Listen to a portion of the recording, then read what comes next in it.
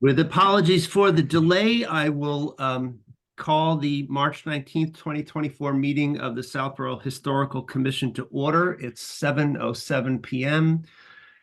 And I will note that beside myself, Kevin Miller, we have Vice Chair Annie Pfaff in attendance, along with Jim Blaschke, Grant Farrington, Michelle Hilkinson, and Dan Blanchard, with Kelly O'Brien expected shortly.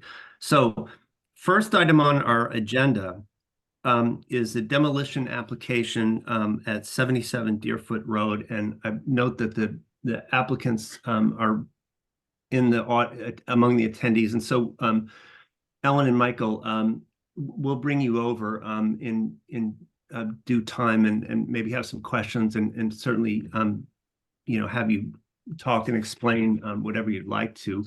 But I just want to set this up for people. And I think, fortunately, this is in my view, a kind of easy one and fairly uncomplicated. But to follow the demolition delay bylaw as we're supposed to, let me just run down what we have in front of us. As you know, when we get a demolition application on a building that is built prior to 1925 or before, and that appears in the Historic Properties Survey prepared by the Commission in 2000 with updates and revisions and updates in 2015 and on file with the clerk's office. This is fundamentally what appears in the MACRIS database. When a demolition application comes in for such a structure, we're required to review, right? And it's as you know, just to, again, for anybody that looks in on this later wants to understand what we're doing, once we receive notification from the building commissioner's office, we have sort of a two-step process that we have to follow. Step one is, within 10 business days to what we're doing tonight, which is to take a look at the property, take a look at the broad circumstances and what's involved here, and make a determination as to whether or not the building is historically and or architecturally significant. And that's it. That's all we're charged to do in this opening step. If we don't think it is, then the applicant can, go on their way and deal with the building department and the other steps that might be involved in their process. If we do judge the building historically and or architecturally significant, it triggers the requirement that we hold a public hearing. And, and that's a more, can be, much more sort of extensive investigation. And accordingly, under the bylaw, we have 45 business days to accomplish that. Our investigation, as you know, it often includes a site visit. And at the conclusion of the public hearing, a determination by vote whether the property should or should not be preferentially preserved. And if it is judged by the commission preferentially preserved, then a demolition permit cannot be issued for 9 months. And the idea of that, of course, is to give everybody involved some time to, in a case like that, the commission judges that the building is of such value and it's such importance to the town and to the community that we want to make sure that all possible alternatives to demolition are investigated. And, of course, an applicant can simply wait out that period and then demolish afterwards. But the hope is that, some other kind of resolution would be found. Anyway, in the case of 77 Deerfoot Road, the official applicant here is Christopher Garnash, if I'm Gamache. I'm sorry if I'm pronouncing the name correctly. This is the construction company that the Moorheads, the owners of this property are Michael and Ellen Moorhead, and that this is the company they've hired to, what they're looking to do is to, as you know, I sent you all the application. the relevant Macris reports, some of the renderings for the proposed, for what's proposed here, which involves the demolition of a fairly small sunroom, 14.5 by 10.11. I believe the interior measurements is about 157 square feet of a sunroom, and it's to be replaced. Although of course the new construction is not our purview, but to be replaced with as I'm sure you saw in the documents I sent you, a very attractive looking garage, two-car garage with a cupola. The situation with this building is really very interesting, actually. And just so everybody's clear on this, I'm going to share my screen for a second. And I do this right. There we go. And it's going to be, this is the street view. Go ahead, Michelle. Sorry. Oh, your hand is up. Oh, just inadvertent. Okay. This is the street view. This is right off of Google Maps. And, here's obviously the main body of the house. And, somewhat obscured by bushes at this point is the L. And at least according to the Macris report, these are the original structures. And it's interesting because, I sent you both that there's sort of dual coverage on this particular property. There's a rather brief report just on the home itself. This was in the Macris database, SBR 67, Jacob Bemis, John L. Bickford House. And that's this was a report that was done in 1971. And it's a fairly cursory report, although the one item of interest that I note in this is that there's a notation that it says might have been moved to this location. But the more extensive report actually comes under it's SBRQ, and it's the Bemis Laur Edo Farm report, of which this was the homestead. And what it describes is actually really, really interesting. And the consultants, was Forbes Schuler, with the architectural historians and consultants that, did the reporting for the town in 2000. And the Bemis Laur Edo Farm report was done in 2000. So it's the much more recent, and it's a much more extensive report on the entire property, and includes a very good description of the house, which is described as, and it's quite interesting if you read this carefully, because take a good look at that street view photo. It says 77 Deerfoot Road is a 2.5-story, 3 by 2 bay, 2-room deep side gabled house. Well, that you can see that with a pair of tall ridge chimneys, and clearly, and there's an older photo that shows that quite nicely, but essentially sometime between in the last 20 years, I believe before the Moorheads purchased the property, the right, as you look at it, the chimney on the right was removed, unfortunately. That's a fairly common, of course, it has the dual chimneys prior to the advent of central heating. And, this is, again, happens, fairly often where after there's central heating, that's that one of those chimneys becomes, ends up being considered unnecessary, and there's some sort of interior renovation done at some point, and the chimney ends up being removed. That's apparently what happened here. A 1-story side gabled 3-bay L abutting the south end, and this is what they're talking about here. There's the L. Probably dates to the same era, circa 1840 period of construction. A lower hip-proof former sunroom. That's this little thing right here on the end, right? It says, at the south end of the L was added in the early 20th century.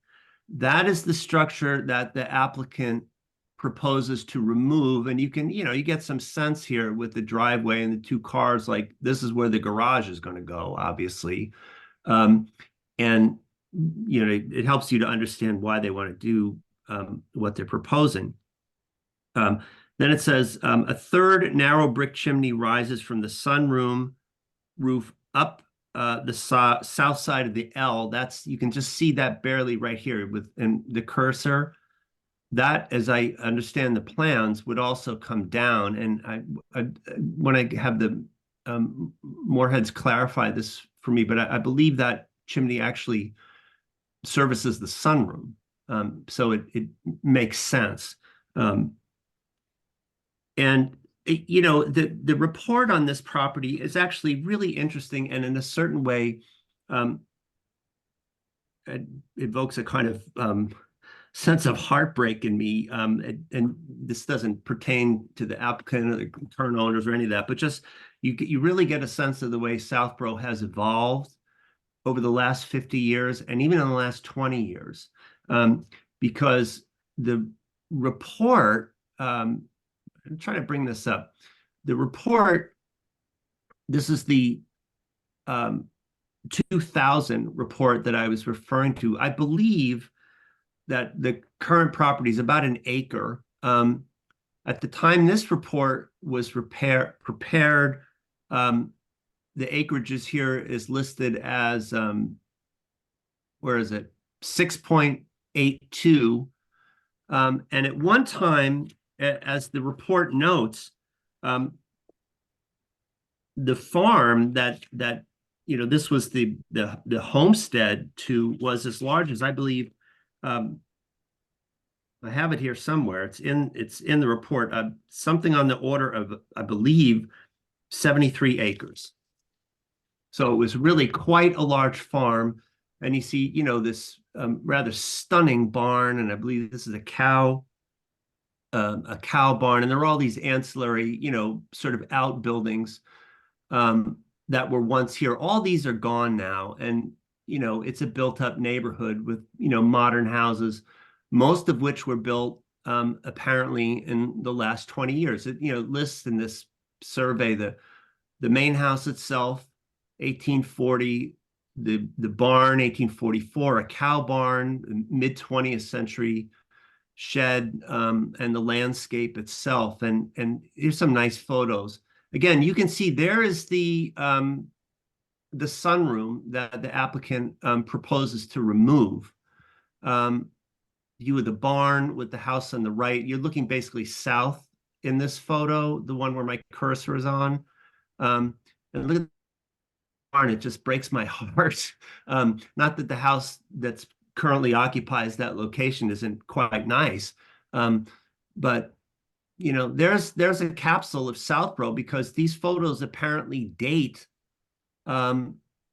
This was scanned in 2008 and 9, but I believe these photos were taken around the time of the report in 1999 or 2000. But boy, oh boy, take a ride down Deerfoot. A lot has changed in the last 25 years. And there's really, I mean, I don't know how you guys felt about this. There's a certain kind of poetry in this narrative about it. It really tells a big story about the town that, the original owner, Jacob Bemis, who he marries, the farm grows. They've got, at mid-century, Jacob Bemis had a half dozen cows, 4 pigs, a horse, 2 oxen, raised grain, hay, potatoes, and so on. Talks about then it passing in 1870 to John Bickford. And I would make a note, by the way, one of the reports, I believe, this is very interesting. The one that's just on the house, they give it as 1840, but I believe that if you look in Patriot Properties on this house, it lists it as 1870. And as we discussed in another meeting. This is a very common issue that comes up, and it appears often to be related to the first time ownership of the house was transferred, because it appears, and there's some discussion here, and we don't need to get into the weeds on this, of if that house that's there was actually the original house, or that it was actually rebuilt, and there's a date on the barn that indicates 1844 and so on. And then, the Forbes and Schuler come down on the side of elements of the building's construction are consistent with a date in the 1840s, and that's where they leave it. But Jacob Bemis died in 1867, and then it notes in the report that in 1870, the farm is shown under the ownership of John L. Bickford. And I suspect that first, in other words, that initial transfer of the property sometime in that period is what accounts for why it appears as somewhat younger by 30 years in, I believe, Patriot Properties. There's a property tax database that the town uses. So there's some interesting discrepancies. And again, we don't need to get into the weeds on it, but it really does tell a fascinating story about the town. It ends up being owned in the second half of the 19th century by a pair of Irish immigrant, first an Irishman named Matthew P. Malley, and then it passes over to John and William O'Brien, who were apparently also from Ireland. They kept a dozen cows in their own bull, the report says. And at that point, the farm had increased to some 73 acres. Then it talks about the 20th century ownership of the farm, all that stuff, and eventually, they're delivering daily 700 pounds of milk to nearby Deerfoot Farms. And you see, as the 20th century moves on, that farming becomes sort of increasingly difficult. The herd is dispersed. The farm is reduced to 30 acres by 1971, and by the time this report is written, in 2000, it's less than 7. And since then, of course, the property has been further divided, and there have been further houses built, and all those ancillary buildings have been lost. It's a very interesting story, none of which I hope I didn't bore you with that, but I find it fascinating, but it's not really relevant to what we're talking about. What we are talking about, I wanted to set the stage for that, though, to say to you, again, you have the main house and the big L off to the south. That appears to be in the view of Forbes and Schuler, original 1840. This little sunroom that the applicant is talking about, clearly added in the 20th century. We're not quite sure when. I will say also that this house actually bears one of our historic house signs, I'm very happy to say. And I think it's very clear, if you reviewed the plans that the applicant has put forward, that again, this is my personal view, that what they're proposing to do is actually quite sensitive to what the building is, and it's an attempt, I think, to make historic house viable and livable for the way life is lived now for another 100 years. I think this is one where I personally, that the sunroom that they want to put on, or that was put on in the 20th century, was sort of a thing stuck on there, and isn't original to the house. So, and at the risk of getting ahead of myself, I sort of feel like what is being proposed, and the other thing I want to bring up to you, just so we get this established, is hang on one sec, so there's the existing conditions, and this is the main house, the L, and the sunroom that the applicant wants to remove. And you can get that line right here where I'm running along. This is what they want to take off. And then what would go in its place, of course, you've seen this because I sent it out to you, is the main house, 1840 will remain. The L will remain, and they want to put on this, it's a kind of barn-looking garage with a cupola, and it's, again, in my view, quite attractive. Down here, you see the photo. Again, this is what they want to take off right there, that little piece, that 20th century edition. It's I kind of feel like if you look at this property, I think someone who was, an architect or had an interest in historic structures and really thought about it is probably going to drive by this house one day and say, wow, that looks like an old house with, a more modern kind of addition. But in any case, at the risk of having over-talked it, I think in my personal view, it's clearly his historic structure. It's a listed property. We have all this data on it, and very interesting narrative. It has a historic house sign on it.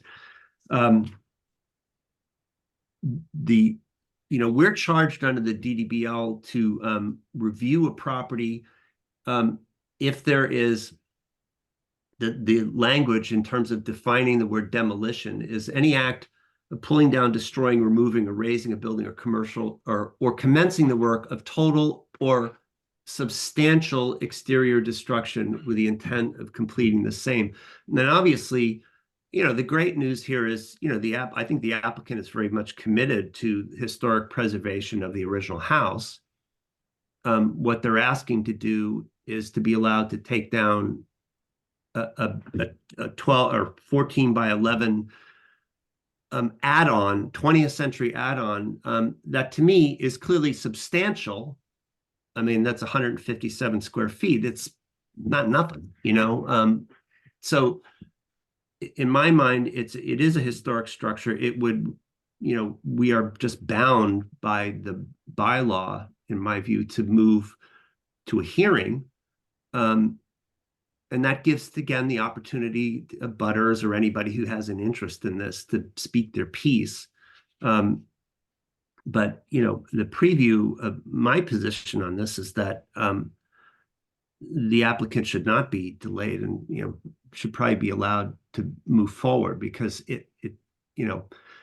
I think it's and you'll notice, by the way, the one last thing I would want to just bring up to kind of set this up a little bit is the fact that I'm one of the things I'm appreciative of here of the proposal in terms of construction is that when you look at this, they're leaving the house intact, they're leaving the L intact. In other words, the original 1870 structure intact, with the exception is that they want to put a dormer, and a dormer that will be in the back of the L and will not affect the street elevation of the house whatsoever. You follow? So this is still going to look exactly as it looks now, as it looked with the exception of that chimney being gone, essentially as it looked in 1840. And they want to put on, again, a 21st century garage. And the only other, a new deck in the back, which doesn't concern me. And then this dormer, which I think is very sensitively incorporated. They obviously want a little more space. And I think if the fuller renderings show like an access door into an heated space above the garage, presumably for storage. So it makes sense to sort of dormer this out. But the fact that they want to do it in back is a sign to me that these plans were drawn up with some sensitivity toward what's already here and preserving that for the future. And again, they obviously want to make the house in a way that they can enjoy it.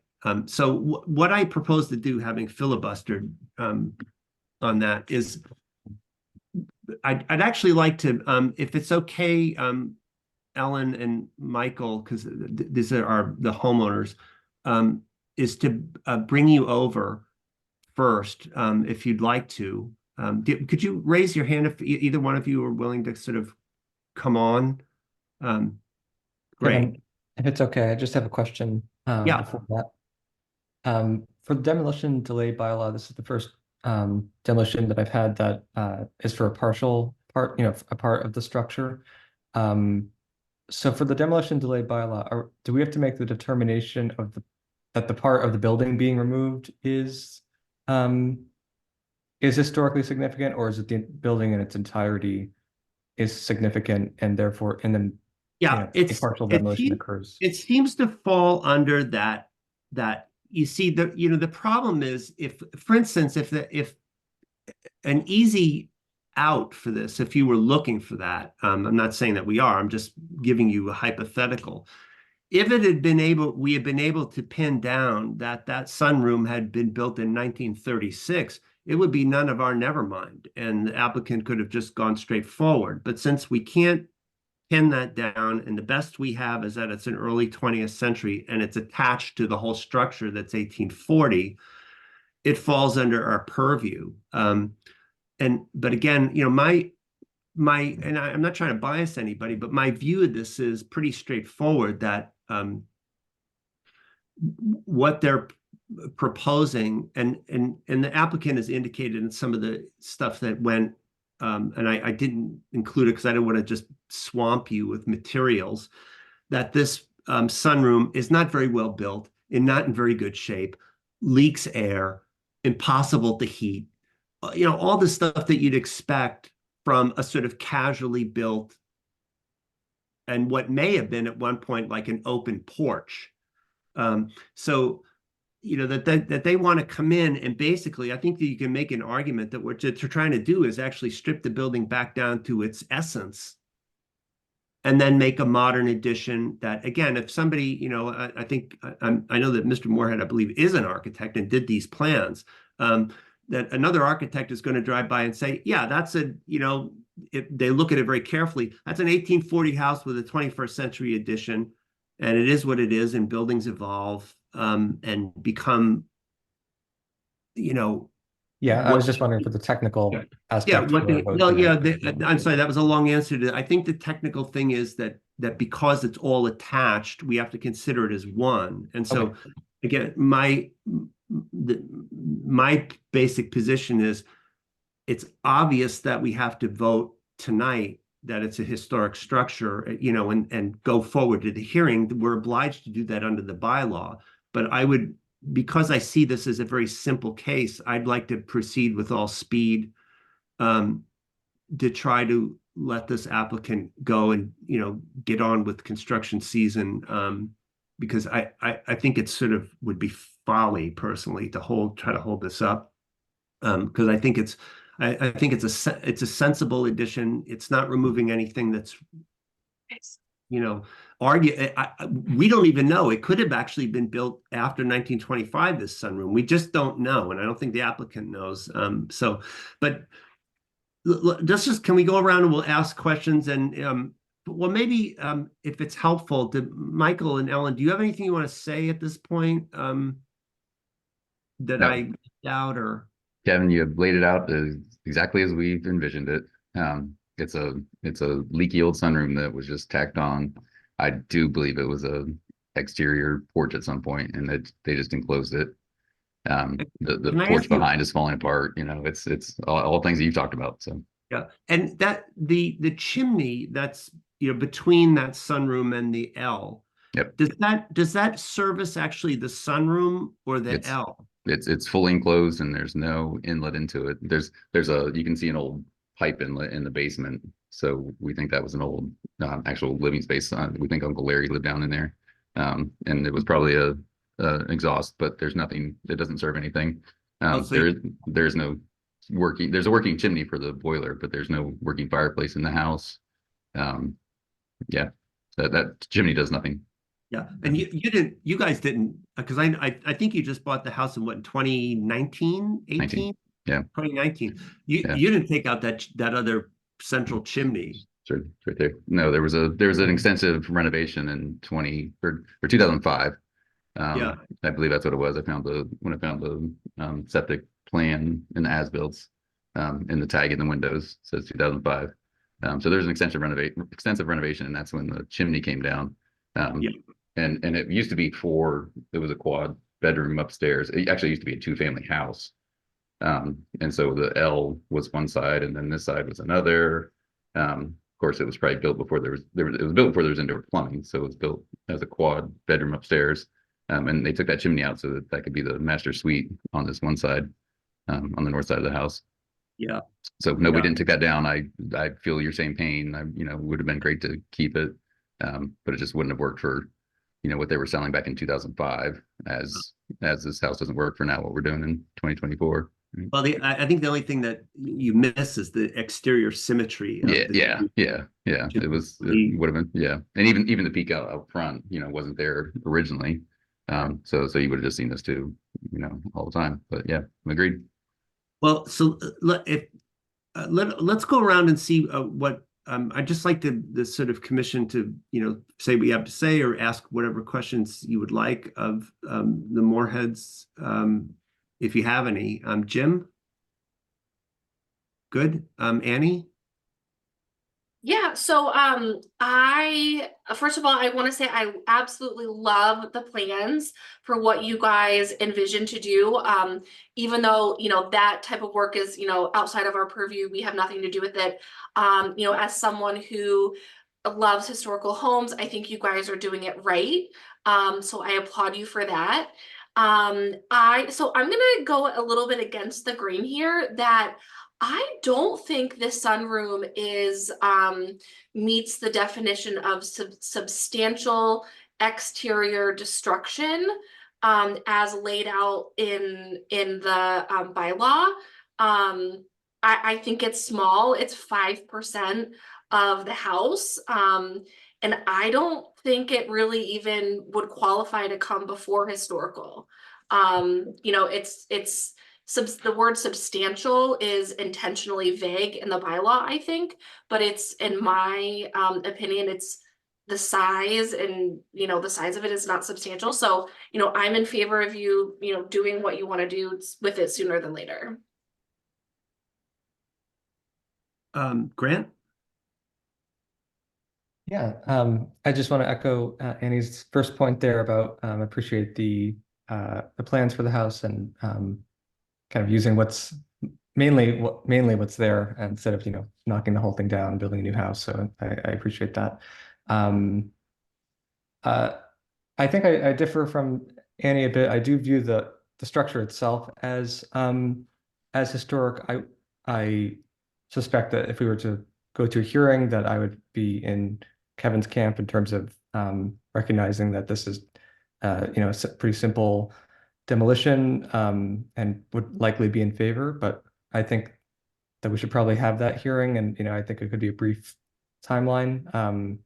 But that's why I had asked that question earlier, because if we could, I wasn't sure if we had to, if we were able to designate, the portion under consideration to be historically significant, I would probably say no. But since it's the entire structure itself, I would probably say yes. Go to a hearing hopefully as soon as possible, and then I can't imagine that there would be a lot of pushback, and that we could kind of get going on it, would be how I think that this could proceed. So that's my 2 cents. Michelle. Yes, I feel that, since there's no records for this addition, I will bet that one of the owners probably just built it himself. They probably didn't hire anybody or get a permit or anything like that.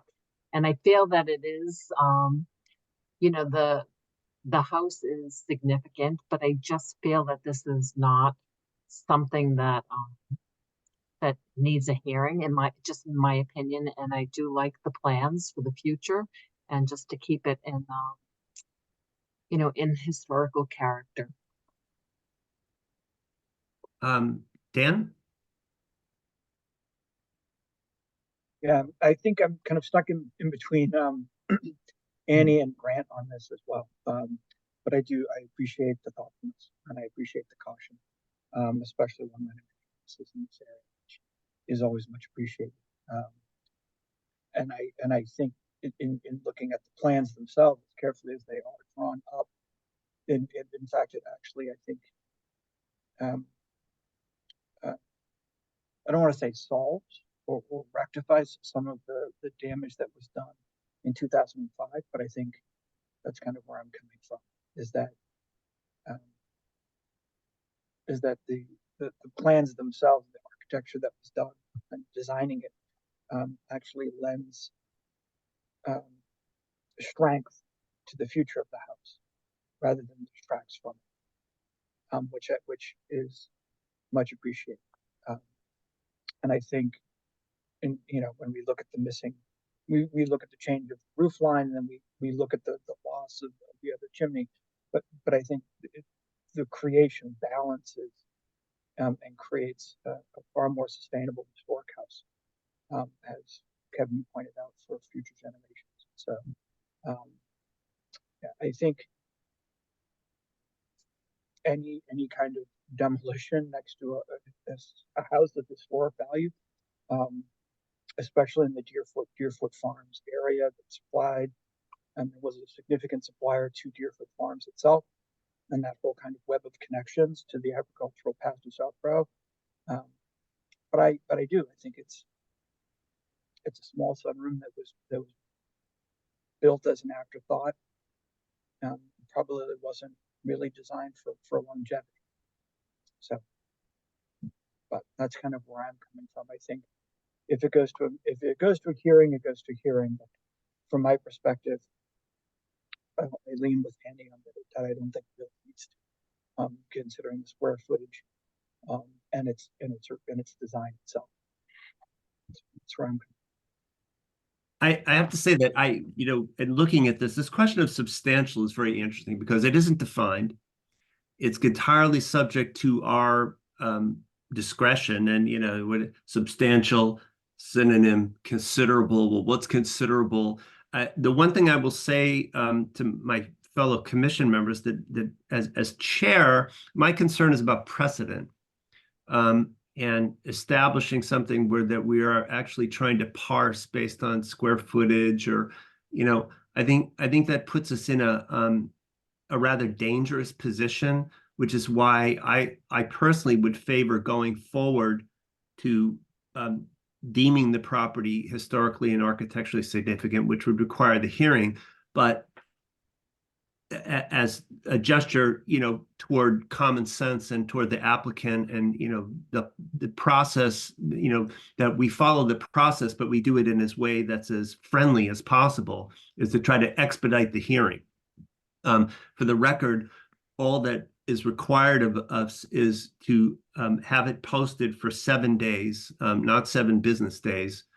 So we talked to the building department. I think they could probably do that in a couple days, and then you got to wait a week, and then you can have your hearing. And if it goes the way I would hope it would go, then we would then release the applicant. But of course, largely the hearing generally has 2 functions, right? One, in most cases, to give us time to do a deeper dive and further research, and to conduct a site visit and so on. And secondly, to give the public, abutters, notice and make sure that they've gotten their opportunity to say so. And of course, the Moorheads have, neighbors all around. In fact, one of the challenges I know with that site, Michael, since you drew the plans, is that you've got very limited room on that side where the garage is going. You're kind of going right up into the, close to the property line. And, there'd be, in some ideal platonic vision of like how you would really marry that garage on, you might have a side, or rear entry, but I know there's no room there. I've looked at the plot plans and stuff that you could not like run you know what I mean? You couldn't run a driveway behind and really further disguise, so I can see what, what you're up against. And like, I think there's some nice, consensus here that, again, this is clearly a plan that's brought forward, in my opinion, by people who are proud of the historic house they own and want to do the right thing by it so that it's viable, again, for another 100 years. And I'm going to bring Kelly over because she's, I guess, gotten her technical stuff fixed and is going to join us, which is awesome. So but here's your option, friends. I mean, we have two options in front of us. One is the vote tonight is that we'd entertain a motion to deem 77 Deerfoot Road as historically and architecturally significant. If that's how you feel, vote yes. If you don't consider what the applicant is proposing to be substantial, again, I do, and I have concern about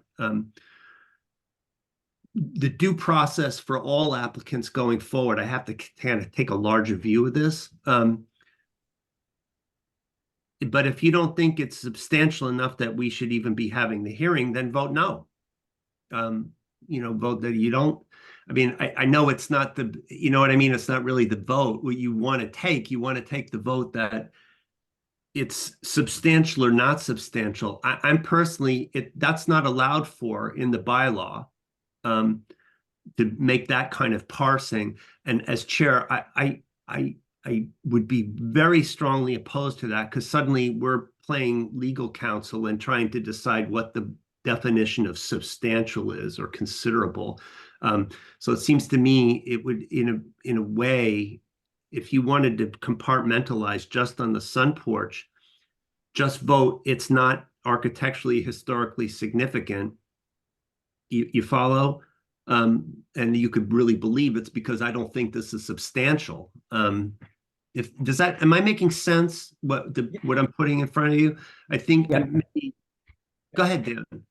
I guess from my perspective, the issue is not so much the house itself, is the addition that was made and the questionable date of when it was attached to the main structure, right? And so, yes, the house itself is historically valuable, right? But as all of the information is pointed out, or that you provided us, we have no idea when the sunroom was built, but it certainly was not part of the original house. And so yes, right, as all of these farms have multiple lives, right? And they continue to grow and expand. But if you're looking at, if we're looking at the house itself, we don't know when. We know it certainly wasn't original. We know that it's probably dated to sometime in the 40s, 50s. There's the porch in the back. There's screen doors, whatever right, however you want to look at it. And I guess that's my sticking point, is that and Andy brought this up as well, right? Is they're not touching the original structure. They're touching an addition to the structure that was made later. Right. And I guess that to me is the sticking point. And that's where, when we talk about substantial, well, they're not the only substantial addition. For me, the substantial point would be adding the dormer. Right. Well, substantial for me would have been Substantial for me would have been changing the entire roof line and getting rid of one of and that goes back to 2005. Right. Those would be substantial. Right. But to me, where the dormer is, as it is located, right, where it is, so I guess that's the problem that we have, is that they're literally getting rid of something that wasn't originally supposed to be there. I think the way that I view this, Go ahead, Grant. where I'm at is, I think that I view the building as a whole as significant. And it seems to me that that's the determination that we need to make.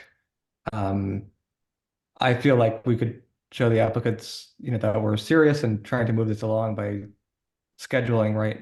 If we vote um, to delay this or to, not delay, if we vote on this tonight, then, we could schedule something in a week from now or something to have the hearing very quickly and kind of move this along.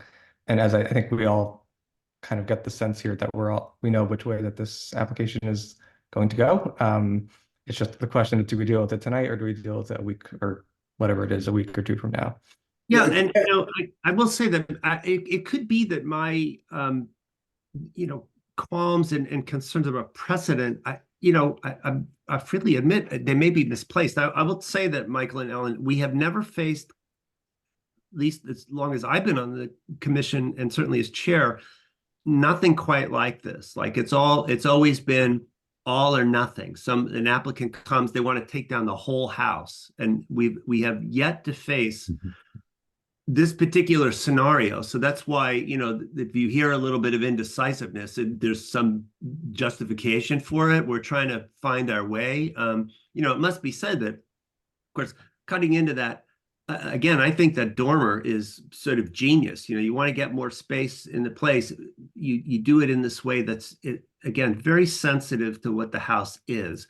That said, they are cutting in there into the original structure. I mean, I don't know what the sheathing is there. It might have been replaced at some point, but you get the idea. There is some alteration.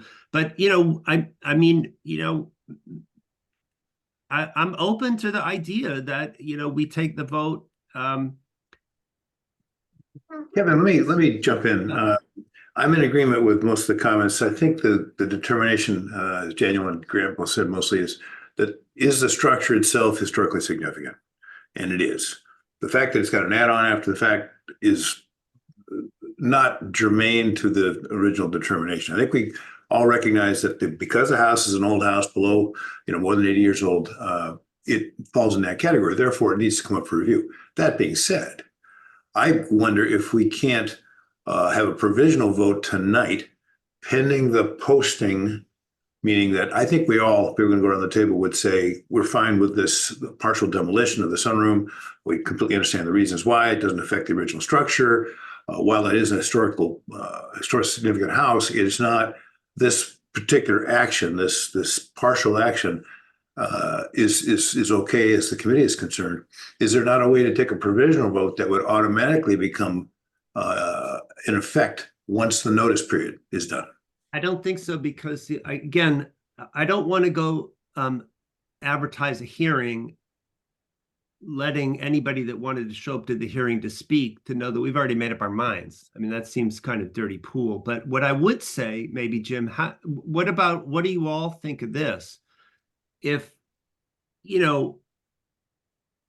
we decide, I don't see anything in the bylaw that would necessarily preclude us from deciding that while the house itself, 1840 circa, is historically significant, simply that sunroom is not. And that's what the vote is. And that, in my view, would again release the applicant tonight. I came into this thinking that this was very much, in a way, a pro forma necessary step to get us to the hearing, and that then I indicated that my hope would be that the group would decide to vote that not to preferentially preserve and to allow them to go forward. But if there's consensus to vote tonight that what we're voting on is the structure, just the sunroom.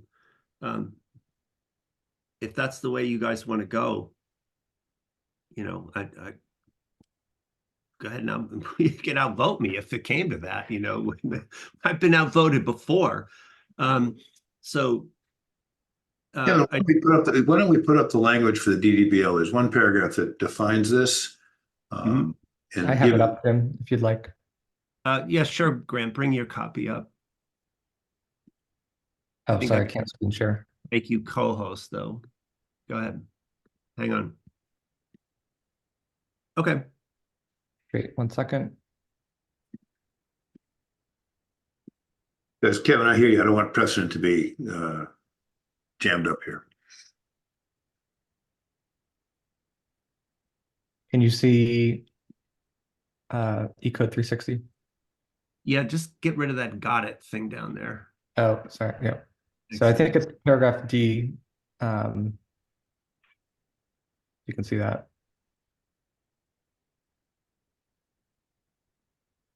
Yeah, that's where we're at tonight, right? Is that what you were wanting to see, Jim, the language for tonight? Yeah, and whether or not we can consider the historically significant building to be a part of the building. When I read this, unfortunately, I don't see that because I think somebody could take issue. And by the way, I'm all for trying to streamline this and get it done tonight. But to Kevin's point, I don't want precedent to get established about dodging a definition. And I think the definition basically describes the whole structure as historically significant, and therefore any alterations to it that are significant, et cetera, need to be considered. At one point, I would agree with that reading. there was a town guideline that came up and passed, not town, but a guideline that the commission attempted to put out, and it was eventually taken down. Some of you might remember it. I think, Kevin, it was like 25% or less of the facade was affected. That was your guide for whether or not it was necessary. But I think town council looked at that and said that it wasn't able to be put out as dogma. So I think the issue is that if a structure, the main structure, is historically significant, then it falls into this. But I sure wish there was a way to expedite, an approval in a case like this, meaning to not have to have a whole separate session. If we provisionally vote, post it, and then no one asks for a hearing, case closed. Yeah, I think, again, this goes back to the terms of the bylaw. If you move on to, E, paragraph E, there's no wiggle room or allowance for provisional votes or any of that stuff. You simply post the hearing. We have up to 45 days, but we could do it as quickly as 10. And post it. And again, a part of the purpose of the public hearing is the public, and I'm very cautious about anything that would give the appearance of, or the reality of short-circuiting the opportunity for somebody to, come forward and lodge, have their be able to speak their piece. I think, Grant, you could probably pull that down. Sure. At this point. So I think I'm kind of rolling back to my, original thought, but again, everybody votes their own feelings here. Can we discuss the potential for having another meeting? I don't know if it would be technically in March or for the hearing of just to show that we are trying to speed it along if we do go that route. What I would propose if we deem the building historically and architecturally significant tonight, what I would endeavor to do, because I think it's the right thing to do, and we have the discretion to do it, is to try to schedule the hearing as soon as possible, and we could either combine it with some other brief business we have, or make it a one-item hearing, in which case it probably would last a half an hour at the most, or 20 minutes.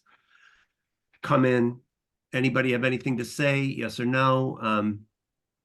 And then we take a vote and move forward. Kelly's got her hand up. Go ahead, Kelly.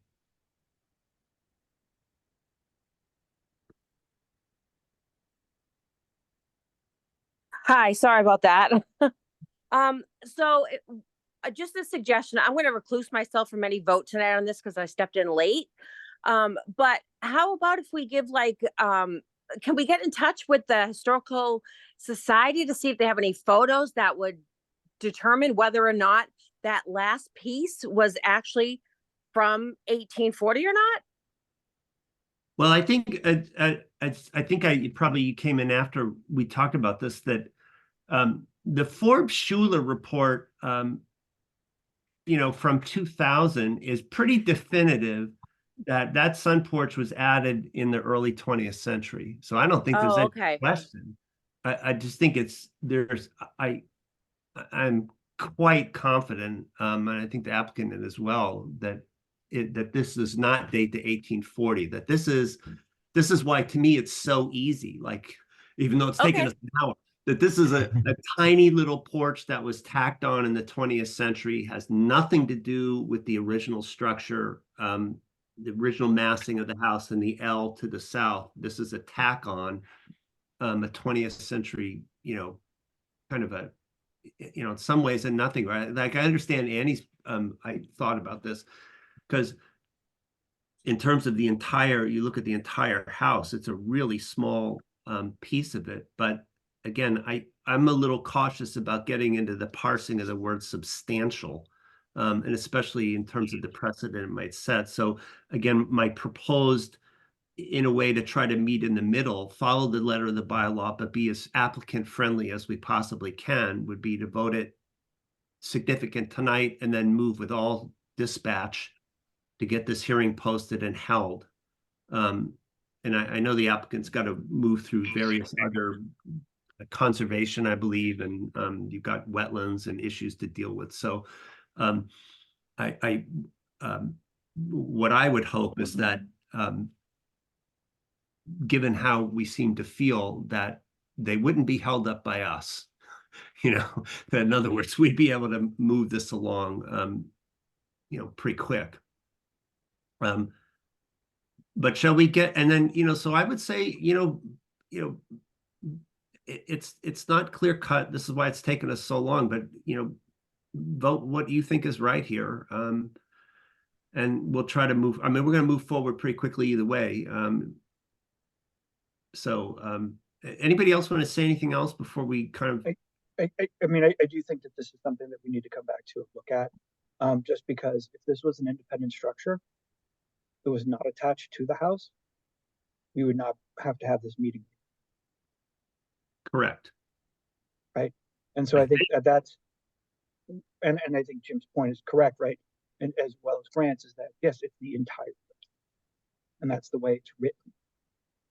But when we're looking at it, when we're studying it, really this is the tricky part about partial demolition.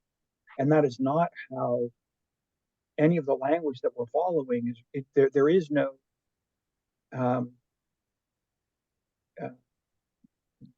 contingent, there is no law, there is no writing for partial demolition. And I think that's right, except insofar as this talk about total or substantial exterior destruction, and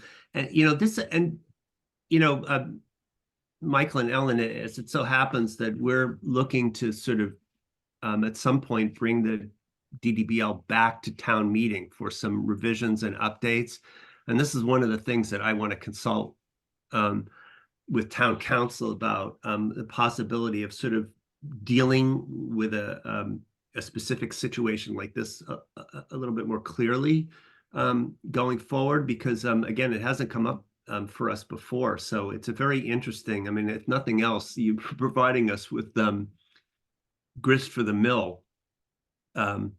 It's not much satisfaction, I'm sure, but it's interesting for us, and very helpful. So I appreciate your forbearance. We don't mind being a case study. That's fine. So I think if there's no other debate, we should just put this to a vote, so that the Moorheads can go back to their pleasant evening and we can get on with the rest of our business. All right. So I move that we consider this house historically significant. Would be historically and/or, just to keep the language straight, and/or architecturally significant. Do that again, Jim. I move that this property be considered historically and/or architecturally significant. Any seconds? Second. All right, so motion made by Jim and seconded by Grant. This would be to determine 77 Deerfoot Road as historically and/or architecturally significant. Roll call vote. Miller is aye. Annie? Yes. Grant? Yes. Jim? Aye. Michelle, Yes. Dan, Yes. and Kelly, just for the record. I'm going to recluse myself because I came in late on this one. I think you'd abstain then. Abstain. I'm sorry. I'm using the wrong verbiage. Mhm. Yes. No worries. So that's going to be 601 to find the building historically and or architecturally significant. I will say, Michael and Ellen, we're going to schedule our next meeting later tonight. And again, it's my intention, and I think the consensus of the commission, that we want to move for you with all dispatch on this, and try to wrap this up quick, because I think there's an appreciation for, you know, these are clearly plans drawn up, again, in my view, by, you know, people that really care about this beautiful historic house that they bought. They bought it because they loved it, and now they're going to make it, you know, solid and viable for the next 100 years and subsequent buyers, unless you plan to live to be, you know, over 100, way over 100. You know, I mean, we're all, you know, none of us are kids. You know, presumably it's going to be made to appeal to the current owners and to owners to come. So you know, I'm fully in support of the plans, and I also really appreciate the sensitivity towards the existing building. So hopefully we'll be able to move through this very quickly and get you a good resolution. So thank you so much for coming and for your patience tonight, and hope to see you in you know, very short order. Thanks for having us. We'll let you know, you. obviously, that'll go into the OpenGov stuff, and you'll be able to track it. And I can send you an email and let you know where we're Mhm. at and when it's going to happen. And hopefully you won't have to show up, but we'd love to have you again. And hopefully it'll be a quicker one than this one was, actually. But thank Yeah, you. no, we'll attend. And if I may, can I just add Sure. that, you know, I mean, we're just stewards of our house. We did buy this knowing it was an old house, and, you know, not quite sure of the date, but we bought it knowing what it is, and it was weird and awkward, you know, when it was converted in 2005. And you've said it again, time and time again, Kevin, we're just trying to make it right to what it should be, and bring it up to the, you know, to the level that the house should be at. It's not there, and it's a great old house that we love. And we just want to make it, you know, livable for us. And, you know, we're just babysitting it for a little bit. So whoever gets it next, will have a better house than what's here now. So. No, it's a very pretty house, and you know, we're obviously glad to have the historic house sign on it. And you know, I think the addition is actually a kind of very sensitive echo of what once was, you know, on that site in the vicinity, in terms of the barns and all that stuff, which is, you know, it's a kind of callback to stuff that, you know, was lost before you bought the house, you know. Yeah, you're the first one that's caught on to the fact that we're trying to make it look like a barn. It's kind of was always there. I wanted to look like it's always there. So Well, that's it. I mean, I regard it as a kind of echo of the, you should get some of those old photos, and, you know, I'd want them framed up in my house to say, you know what I mean? We're echoing the old days, because, you know, it's gone. It's a really amazing story about the town, and how it's evolved, you know, from farming to sort of bedroom community and all that. But anyway, thank you, and we'll look forward to seeing you again soon. Yeah, appreciate it. Thank you. Thank you so much. Bye. And I'm just kind of doing some housekeeping here for a second. Great. All right. Thank you. That took a really long time. But again, this is actually to me a really interesting, and obviously this was new territory for us. So, you know, I feel like I'm learning something through this experience, and hopefully, I think when we do this long overdue language on the DDBL, this is something we really should talk to town council about. If there's some way to make you know, in future, this particular kind of circumstance go more quickly or easily, or if it's worth, for instance, looking at this issue of substantial versus not substantial, and can you quantify it? I'm not sure you can, but it'll be interesting. All right, moving on. This is the other sort of the other main thing we have tonight is the revision of the criteria for the historic house signs program. And, you know, we went through this and we took a lot of time on it, and we thought about it. And I take this on myself that I feel like that I thought it would be an easier revision than it turned out to be. And, you know, after we had gone through this language and tried to winnow down, and what we were trying to do, of course, was simplify the criteria for applying. And I think in the process, you know, afterwards I was thinking about it, and I thought, I just had these misgivings that I could not shake, basically. And the time it was taking me to, and I had trouble, was going to get in touch with the IT folks about updating the site and all that stuff. And in the meantime, the more I thought about it, I started to think that we were on the cusp of making a kind of fairly substantial blunder. Because if you recall, in what we did with that approved language for the house signs program was essentially boil it down to any house that meets the definition in the zoning code of a historic building, meaning 85 years or older, without any further criteria, and most importantly, without any discretionary powers on our part. You know, and Annie did some work, and then I sort of went and started to look at this stuff in a fairly substantial way about comparing the Patriot Properties versus the Macris reports, and trying to see how many homes would actually qualify under this new, very essentially loose guidance. You know, if it's 85 years older, it qualifies, and we're going to give you a free sign kind of thing. And we were talking, what was it, Annie?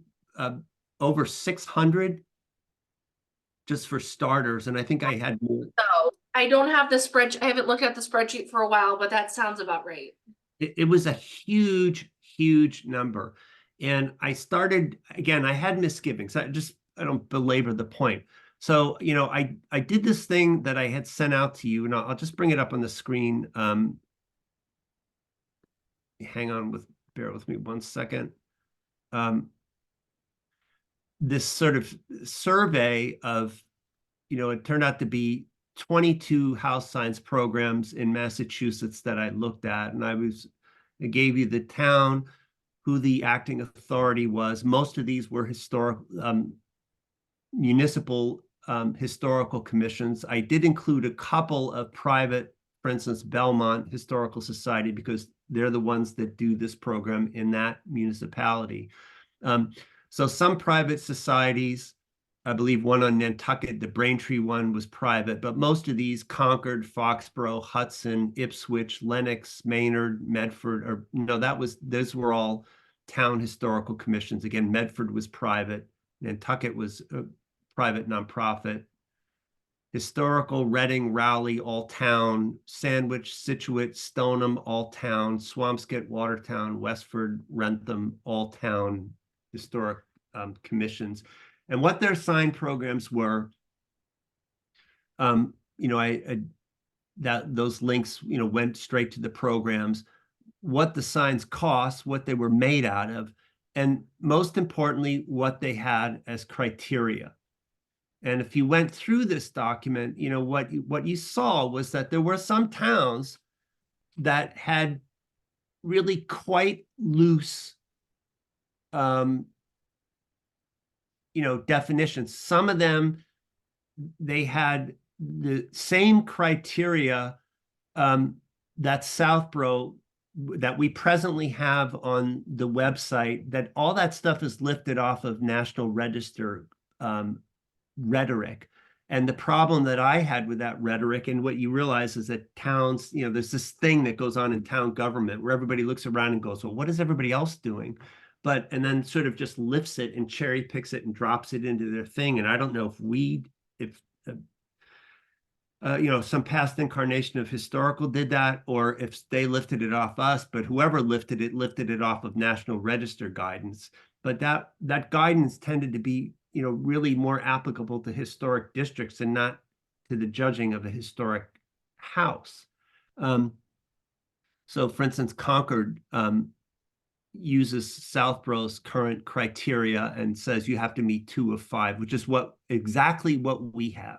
So I suspect that the earlier Southborough historical people might have taken that from Concord, or Concord took it from us and somebody else took it from somewhere. You know, and then again, some towns like Hudson, you know, they require research, but that didn't list any specific parameters.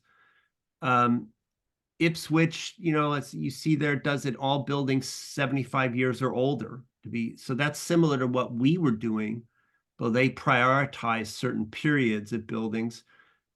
Lenox has that kind of loose structure. Maynard is a very loose structure.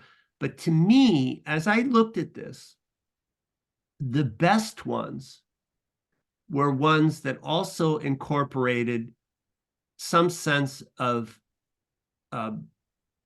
discretion. And when you think of what we're trying to go for instance, the Belmont's a decent example. You know, they say the property must be at least 50 years old, must have retained the original integrity of the original design. I'm sorry, must have retained the integrity of the original design and construction. Additions or alterations do not necessarily exclude a property, excuse me, unless the structure no longer retains significant elements of the original style. Questions about the historic integrity or modifications or additions will be handled on a case-by-case basis. I was impressed by, for instance, the one in Nantucket, structures 50 years old or older that have retained their historic exterior appearance. That was a key thing for me. You know, what you realized when you thought about what we were proposing to do was simply, basically any old house 85 years or older, no matter how altered it might have been, it could have been taken from, you know, a 2-story federal you know, style down to a ranch, it completely destroyed architecturally, but still under what we were proposing qualify, if you understand what I'm saying. Like it was, you know, what I think we're trying to go for here are houses that are still identifiably, even if they've been altered in some way, you know, had a dormer, had a sunroom, as we just dealt with, added on, had a garage added on. Maybe they're now currently vinyl sided, which hopefully is just protecting the beauty of what's underneath. Those are the kind of things that can be sort of set back or, you know, dealt with at some point. But if the structure has lost its design character, Stoneham's language, as you see at the bottom here, has, you know, structures are generally at least 75 years of age, but must have been built at least 50 years ago. It should retain substantial design character. Additions and changes should be in keeping with the original style. And that, you know, that's what you see, I think, the Moorheads trying to do with their house. So the bottom line was that it seemed to me, you know, really clear that we needed some discretion. And so I went back and looked at this again, and essentially I'm giving you, without the red line in it, just what I had as sort of a final, that when you get down to qualifications, what I would propose is that we keep the same thing that we approved, that first, the property must meet the definition of a historic building provided in the Town of Southborough zoning code. And then there's the definition. Building or structure listed on the Historic Property Survey of Southborough, Mass, June 2000, on file with the Town Clerk's Office, and as may be subsequently amended or approved by the Southborough Historical Commission, or any other building or structure that is more than 85 years old. That's the definition. but then adding this second part, which is where we get our discretion and where I think we separate sort of wheat from chaff and make sure that the process of awarding historic house signs has some integrity. So, you know, and this is sort of an amalgam of thinking that came out of looking at all those other programs and a bunch of other ones that I didn't bother to list on that spreadsheet.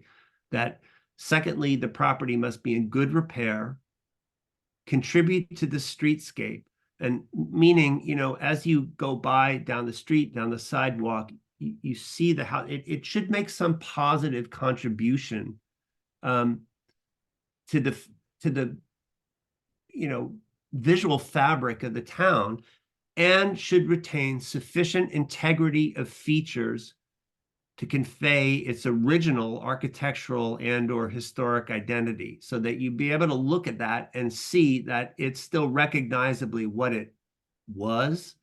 And you know, then I add that in assessing, and there is guidance for this, and I read it fairly extensively and have it, and you know, can send it to you, but that in assessing a property's integrity, the Southborough Historical Commission will be guided by principles established by the National Conference of State Historic Preservation Officers and the U.S. Department of Interior. That appears, and that guidance is ended up being contained in a lot of the National Register bulletins and guidance on how you evaluate historic property. So we ought to be able to look at a house, for instance, that has had some alterations and still judge it to have sufficient integrity of its architectural features, that it would merit a sign, but it would allow us to wield some discretion in saying,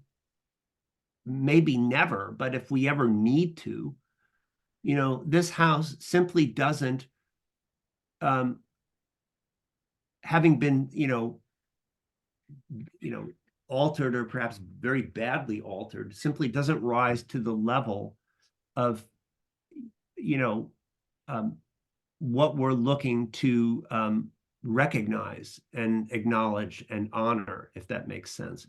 You know, then I added language about how you figure this out. And it really, the easiest, quickest way is just to go right into the Macros, add Southborough, and put your address in. Because, as I noted here, many houses, as let's say with 77 Deerfoot tonight, they have individual reports, but lots of qualifying houses are listed, and you find it that way. They're listed within districts. So, for instance, Corderville or East Southborough Center. There may not be an individual Macros report on a particular house, but it's covered in a neighborhood report, and therefore that house would qualify. The rest of the stuff's most of it stayed the same, like in applying, you know, we had again asked for the name, the full address, the believed date of construction, other pertinent historical architectural information. I added the bit about attaching a photograph of the street facing side of the property, although we can generally just look that up in, you know, Google Maps. And so I want to talk about money secondarily, because I also have some thoughts on that. I added a little bit of rhetoric here that, you know, it was about the program is designed for owners of historically or architecturally significant homes to show their commitment to historic preservation and to Southborough's rich history, with a plaque. That rich history part, that was in addition. Also in addition was the notice that, because I noticed that a lot of other towns do this, and I think it's important. I don't want people to be scared away. And this came up when we were working on the National Register District. There were some people that were afraid that being included in a National Register District would restrict their ability to renovate in the future.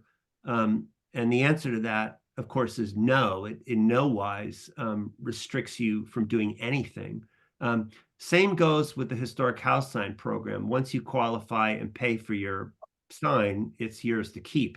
I don't know if you guys noticed, there was one program in one of those towns that I listed were actually, they give you the sign. Of course, every other town makes people pay, but this particular program, they gave you the sign, but it remained the property of the town, which I don't want to get into, you know? So I thought it was important to note that if you participate in the program, it doesn't restrict you from doing anything. Again, cost will come back to, the only thing I changed in the placement section was that the installation is the responsibility of the property owner, because that's just common, you know, that seemed like very standard.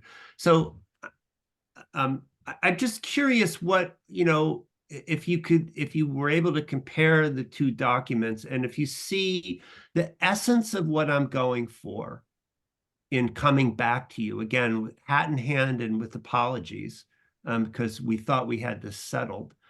But I had so much misgivings, or so many misgivings, about the fact that we were just going to open the floodgates to 600 or 700 houses of any condition, of any having, they could have been altered beyond all recognition, but as long as they were 85 years old, they were going to get a house sign.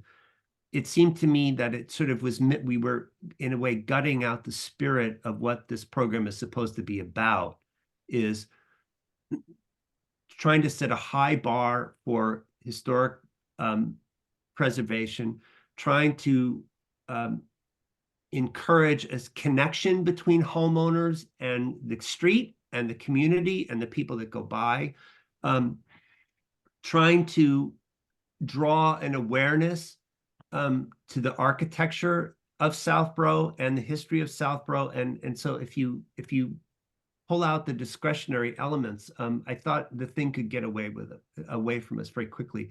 And so that's what that second point is, you know, that I'm running the cursor around here, that says, you know, it doesn't say the property has to be perfect. You know, we've all got peeling paint. I've got some, but that fundamentally in good repair, contribute to the streetscape in some positive way, and retain enough integrity, sufficient integrity of features to convey to the passerby what the house, you know, was originally intended. And then to make clear that there are standards, and these are many-page documents that everybody on the commission can review and come in and be able to look, you know, with a very clear eye and see, for instance, that, you know, the last thing I'll say is when the fellow from the National Register came to sort of present to us, you may remember that a couple summers ago, you know, one of the fascinating points he was making, I think was very helpful to the average person looking in, is that historic doesn't necessarily mean pretty. You know, it means it tells a story. It has integrity of what it was. I mean, you know, some people find, you know, the sort of Worcester three-deckers ugly, and some people find them beautiful, but they're inarguably architecturally significant and historic and culturally significant.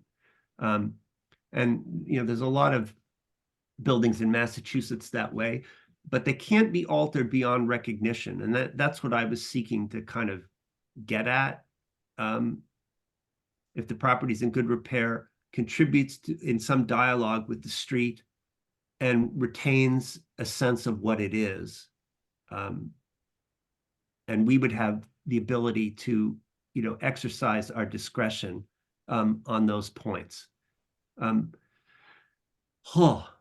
Annie, help me out. Yeah, so I read through your redlined edits, and I think your thoughtful changes really, really enhance the program.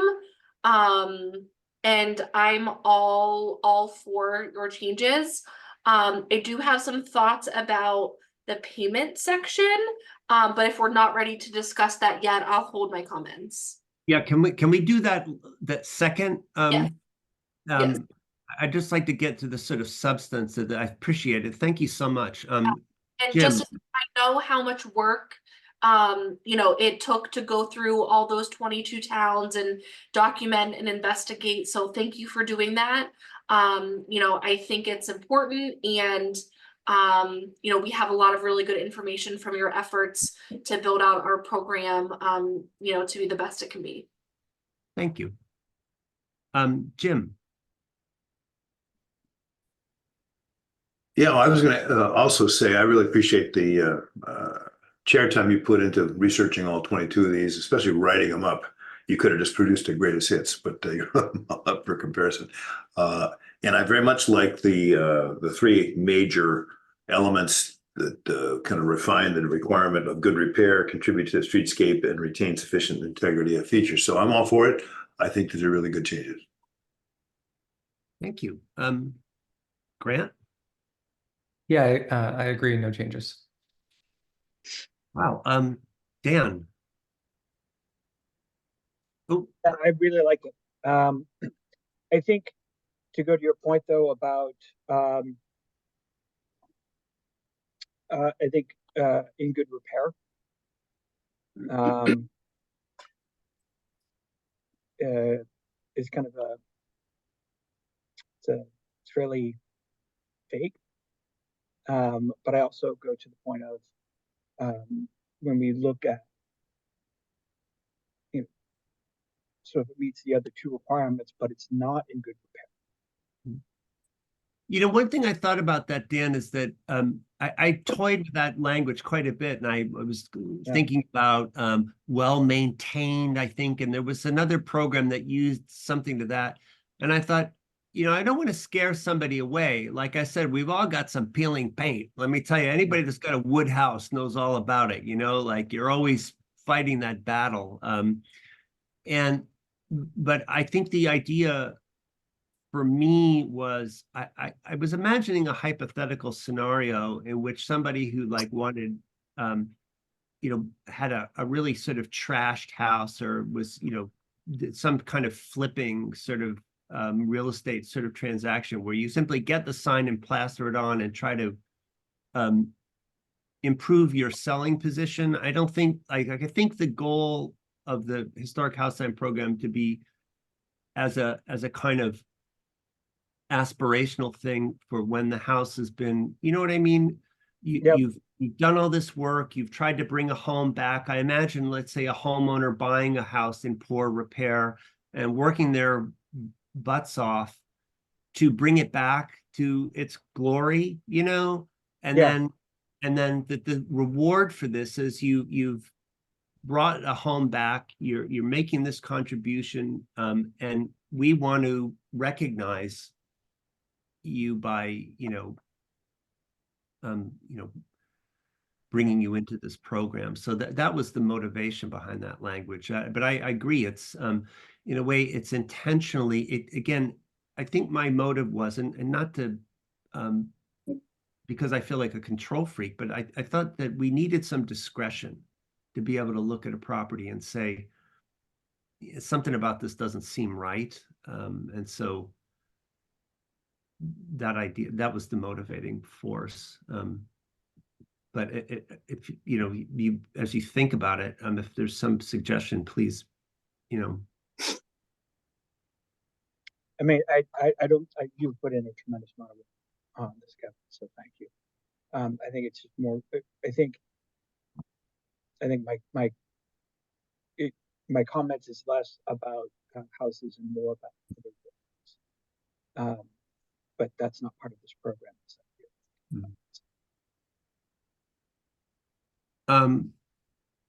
All right, well, we'll come back to you. Michelle, do you have anything?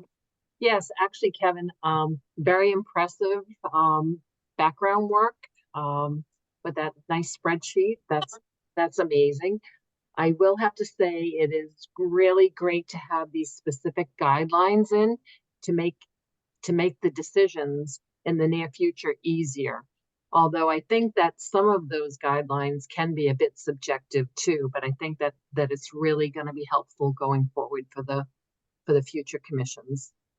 Yeah, like for instance, I was just looking at the spreadsheet on Rowley has language that says to qualify for house plaque, your house must be well maintained and have been built before 1900. the house structure or site should be identified with an architectural period, owner, builder, or family significant to the history of Rowley.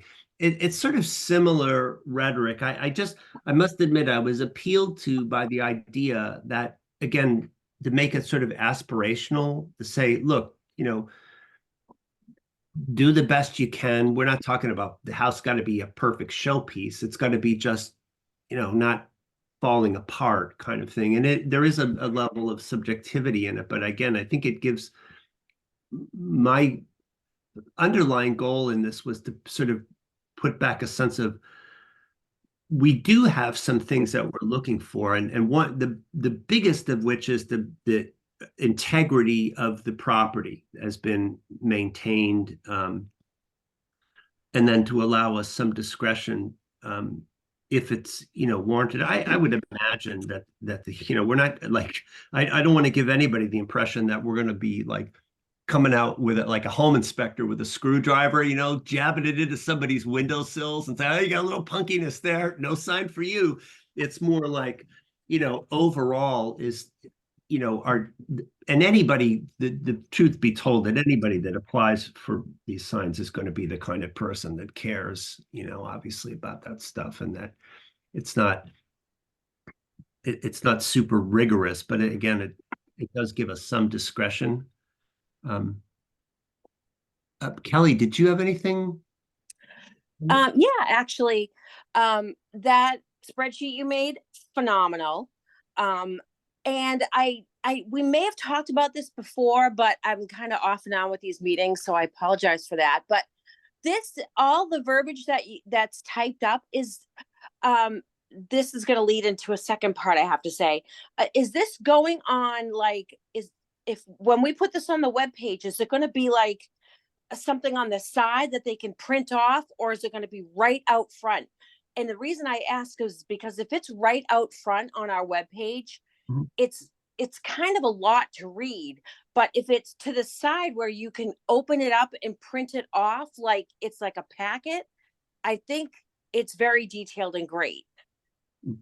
The way the website is set up, it is sort of a click through, like it lists, right now, historic house science program. You click into that, and actually the existing language that's currently there is actually longer.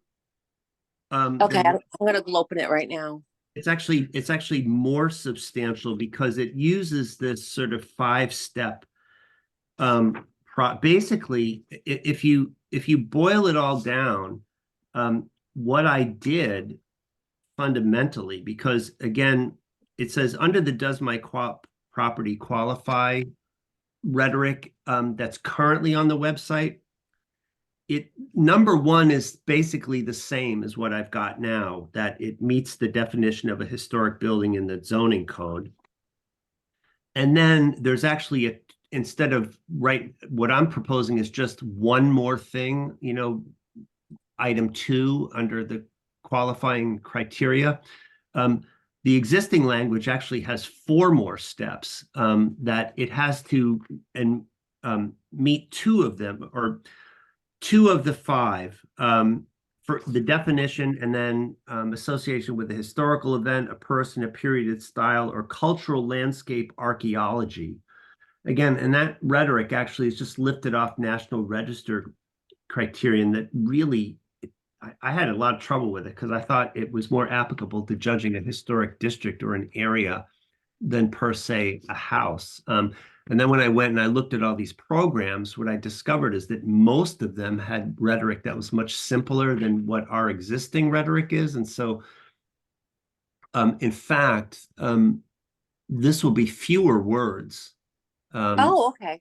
than what's there currently. And so you'd click in and read it. And, there's some of the, if you were to click through all the links that I put in that kind of spreadsheet, some towns use a sort of form.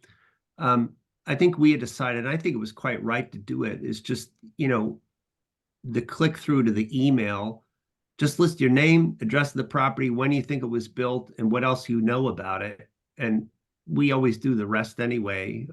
It's pretty easy. I don't know if you guys noticed that there was one of those towns where, holy moly, yeah, on Nantucket, you want one of these signs from the Nantucket Preservation Trust, it's gonna cost you $1,250. Oh my goodness. They do some research. It's the same research I do when all these things come in. I'm like, I'm charging too little, but well, I don't know if you guys want to, if there's a substantial change you want to make, let's talk about it. But well, maybe we should put this aside for a second. Let's talk money. And I think we needed to go back to this. And let me explain where I'm at of this. Remember, we have a budget of $1,000 a year. That's it, right? And we do have some other things we might like to spend some of that money on, but we have been spending it. I came on the commission during COVID, right? Our sign maker died during COVID. There was a point when, we were charging for the signs. I know Annie and Michelle have house signs, you paid for them. Then at some point before I came on the commission, this decision was taken to give them away. I came on during COVID, our sign maker passed away. We didn't give any away for a number of years. We tried, we finally got the sign thing. Annie did a ton of hard work on that and got us a new vendor.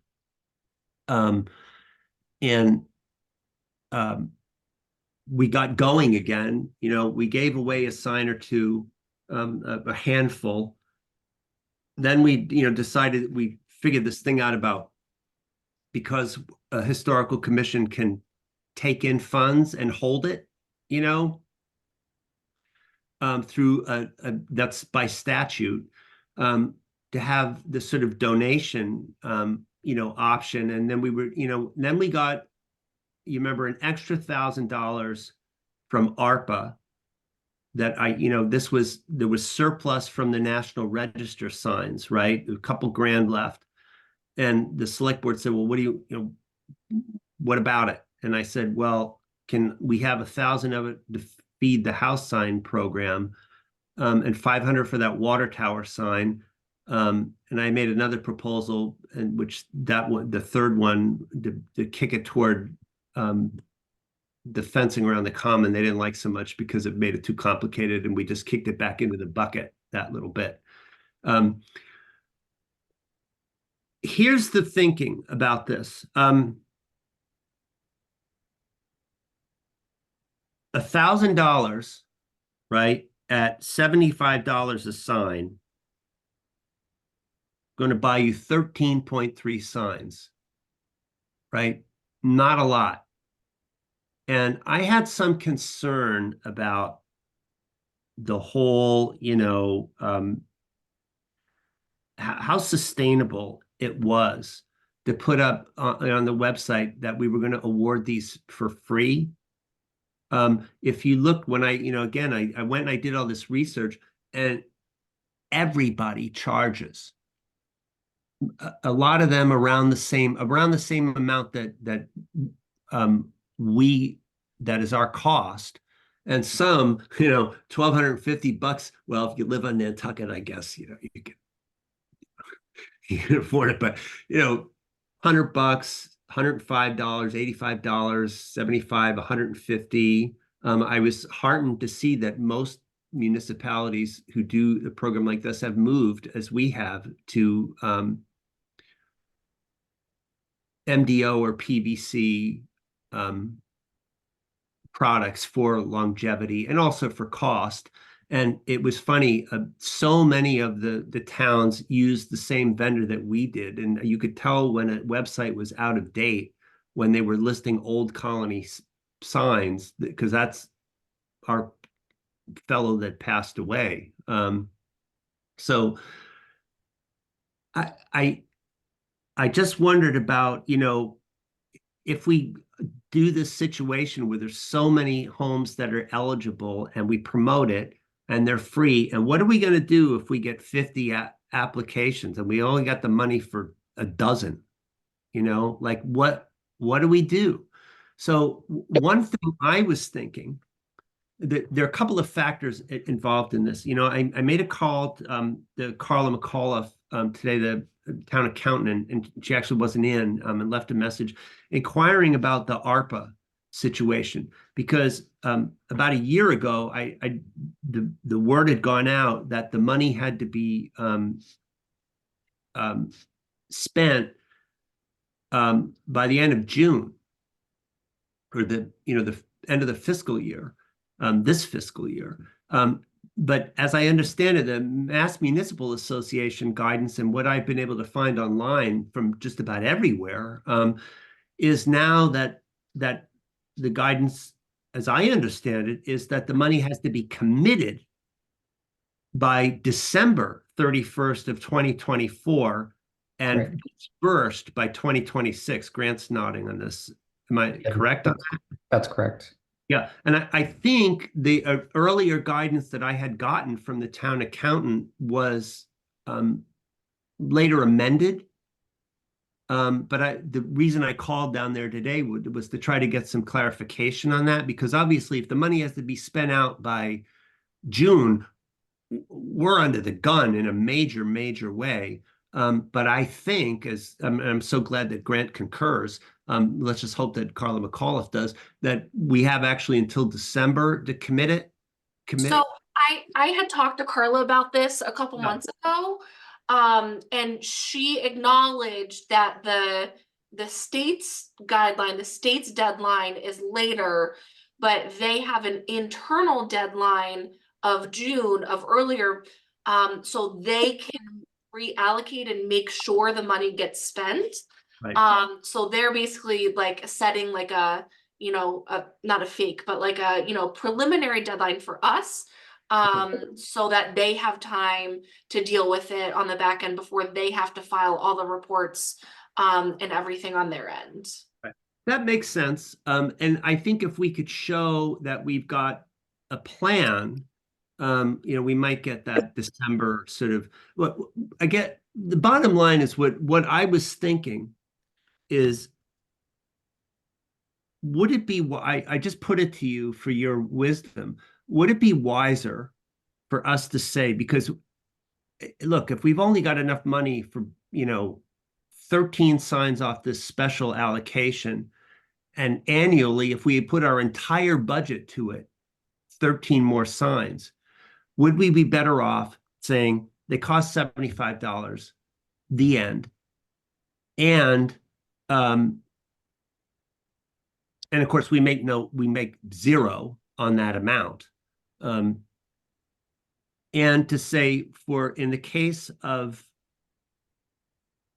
exceptional properties or properties that, let's say that's about a sign a month, right?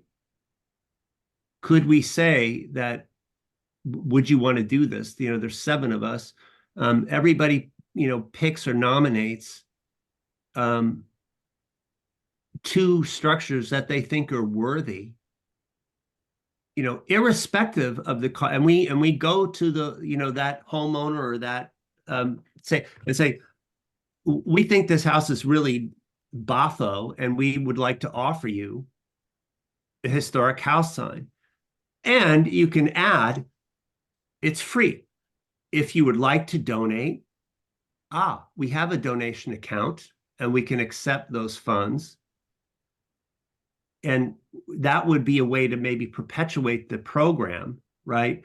And also recognize what in our promote the program, we could have house sign of the month kind of thing for a year. You give one out every month on a plan, and we could pick them out and pay for them and get them made in advance. But we would officially distribute one a month until the money ran out. And if people said, wow, I really like this sign, I'd like to give you the money for it, it would help perpetuate us continuing that. Rather than saying we're giving them away for free and then run out of money and have to change the language on the website, which I'm a little bit, like, we had some made, right?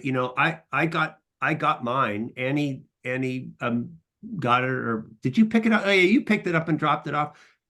I haven't put mine up, and I'm not putting it up until we get this donation account settled, because I'm not putting it up until I pay for it, like it's a weird, I want to, but I start to think about the the whole, we've given away a handful, and that's great, and that's fine. There's no harm, no foul in that. But I think as a sustainable enterprise, I just thought, 600 plus eligible houses, and we got the money for 13 signs. Go ahead, Annie.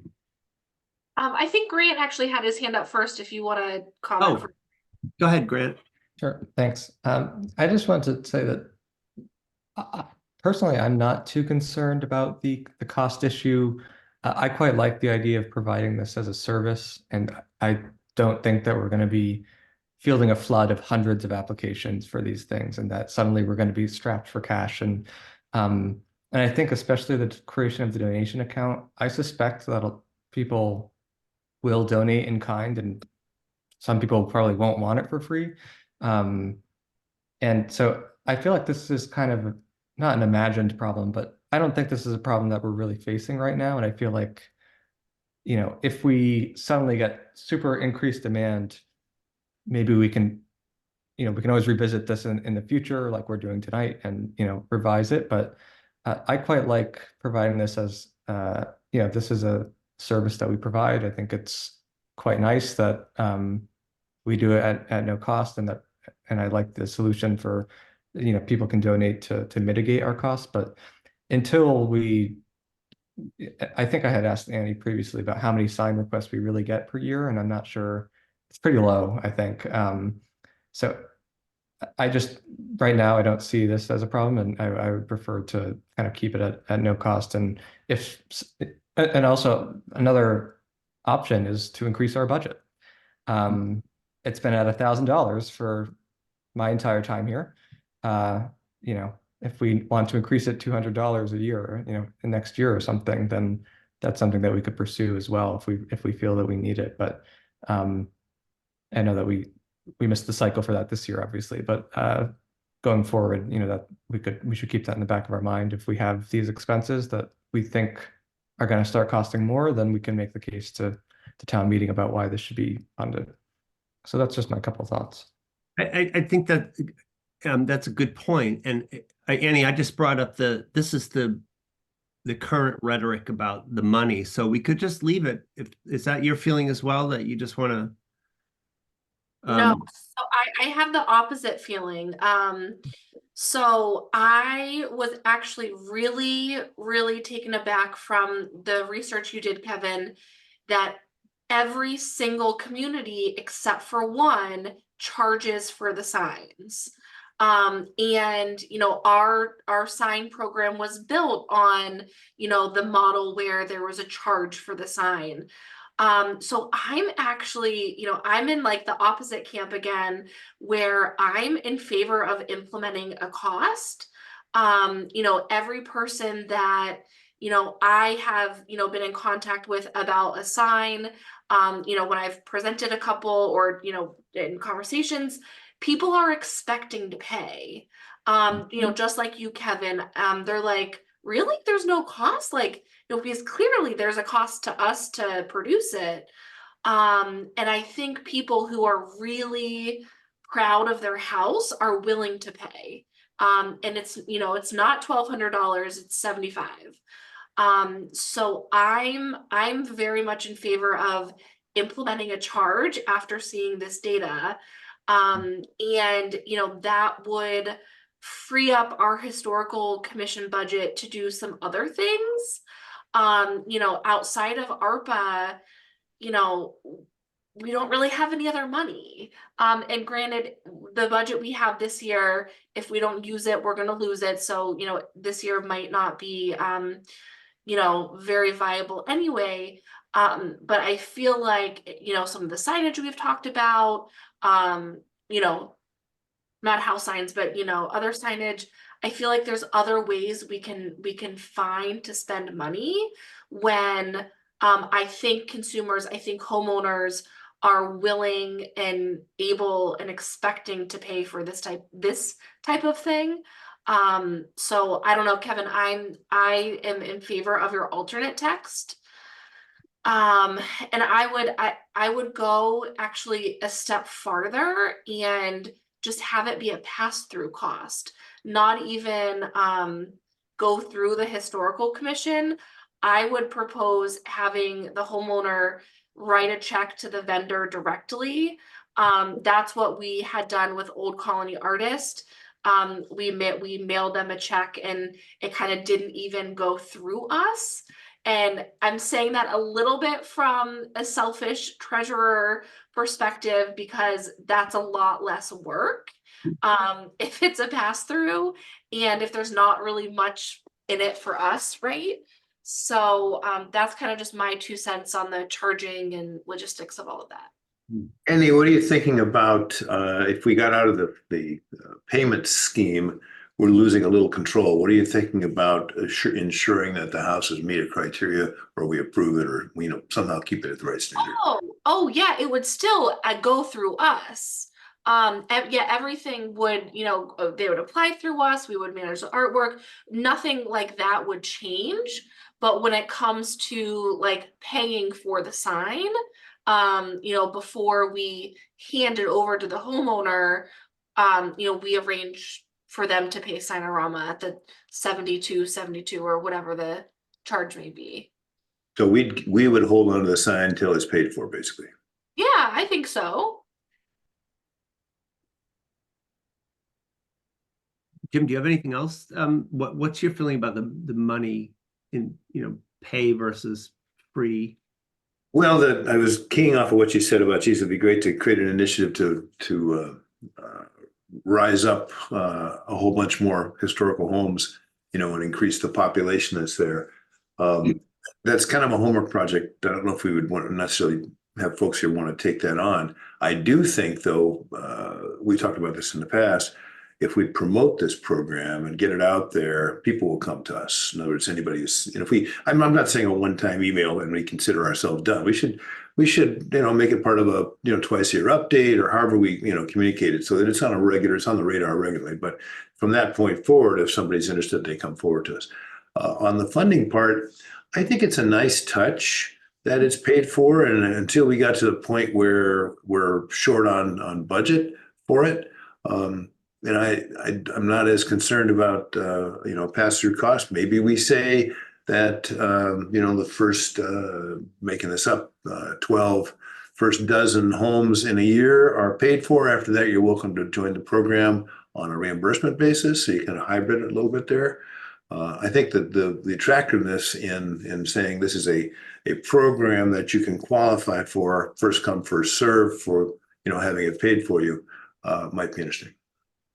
Yeah, and I mean, it may be, as sort of Grant said, that I'm worrying a problem into existence that doesn't exist. But because I think Annie is right that, and even though I know Annie sort of feels that people should pay, that if we just have to be prepared to pivot if we need to, if we run out of money, basically. If we could give them out, but encourage in that sort of polite way that we're trying to encourage donations. And I agree with Annie, that all this thinking began in the first place because we revitalized the Historic House Signs program. We gave the one to the folks on the Muddlicks, Annie, remember, on it's at 36 East Main with the mansard, beautiful house.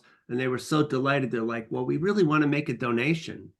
And at that point, we didn't have the mechanism to accept it, So it may well be true that if we give the signs out and discreetly and politely say, if you would like, it's like the tip cup, if you want to make a donation to help perpetuate this program, otherwise we're going to run out of money, please do.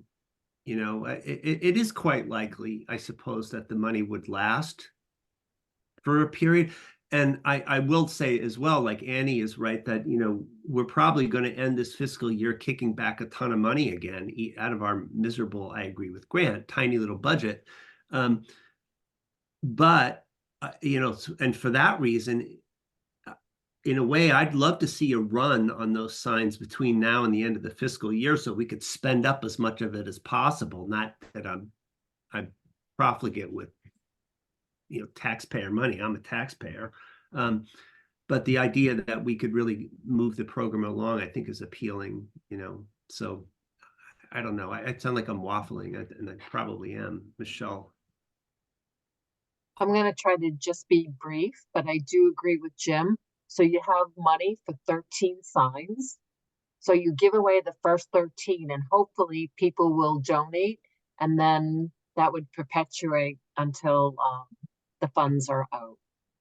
I do think it's a good idea. And that's Kelly or Dan, either you have anything? I mean, we could probably bring this, maybe just if you have any thoughts on the money. I have oh, Dan, you go first. Go ahead, Kelly. I'm still trying to put some stuff together.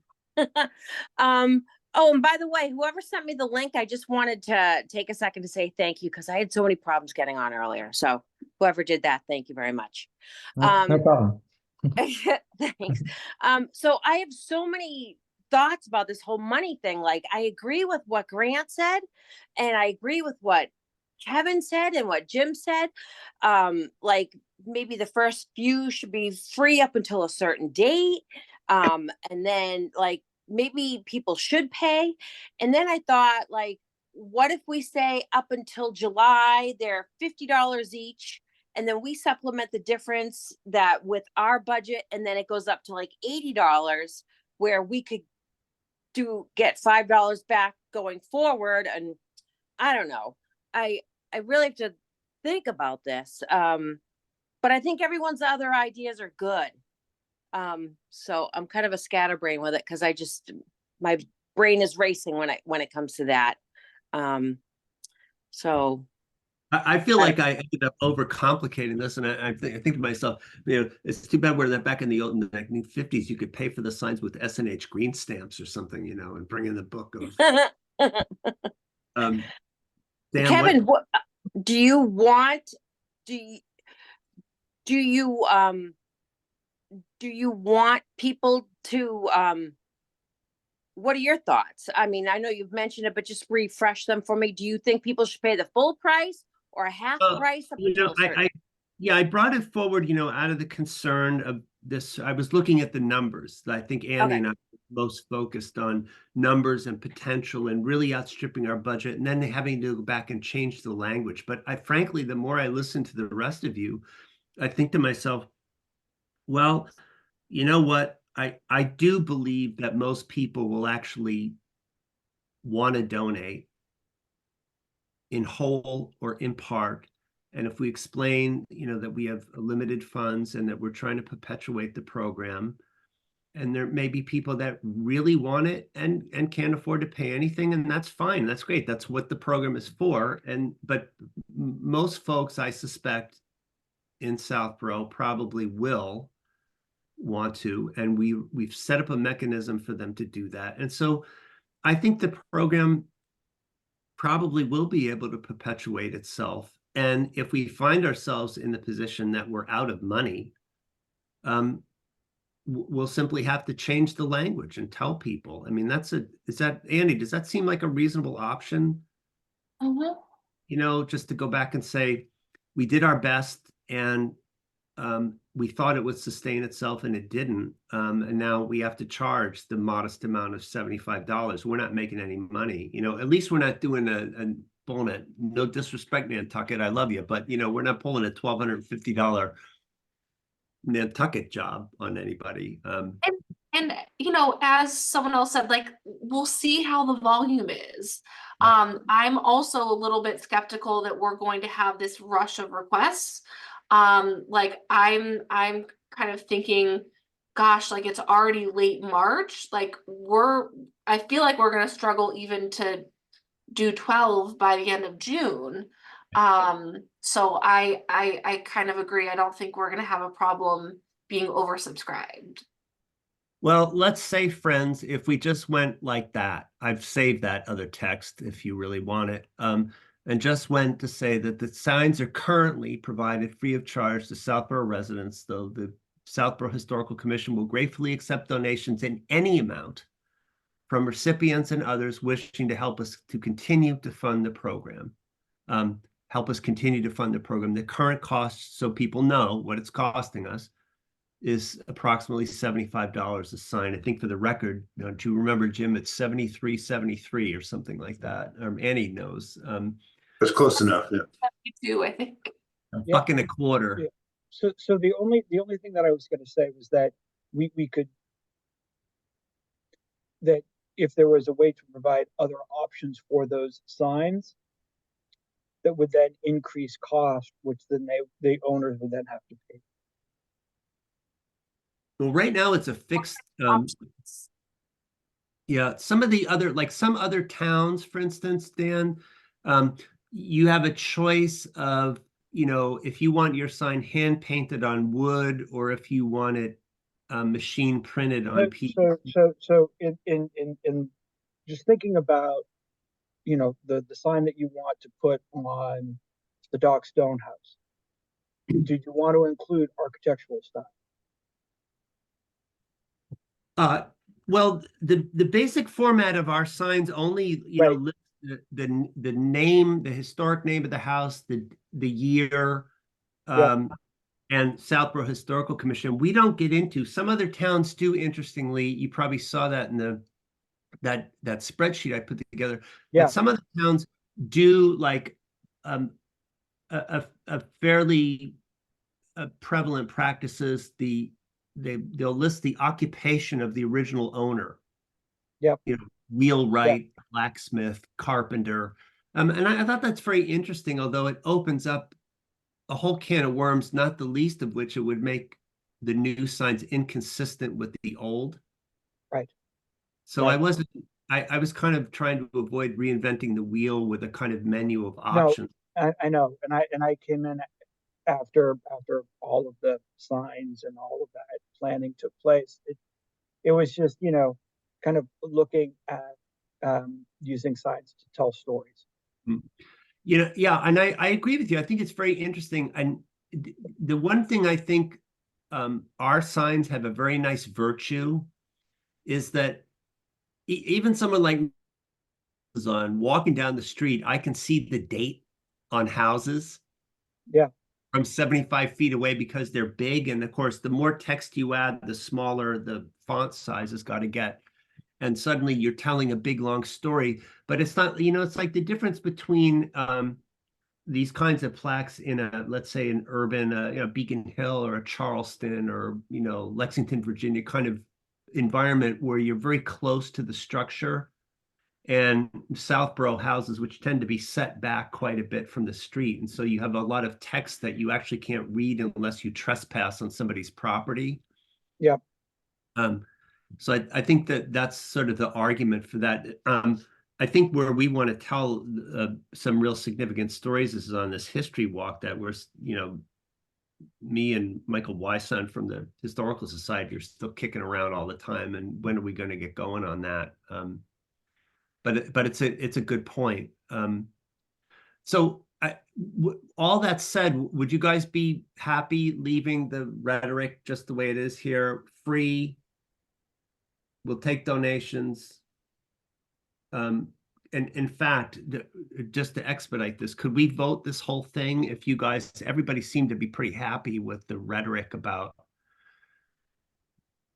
what the qualifications would be in this revised, we can vote this whole thing if you want.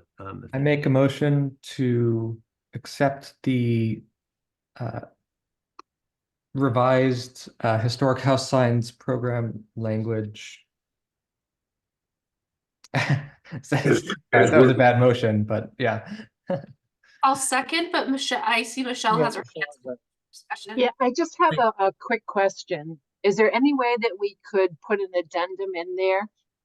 Just to say, because if you're the 13th person that's applying for one of these signs and you expect it to be free, and then all of a sudden there's no money left, can we put an addendum in there saying, as long as there are sufficient funds or something like that?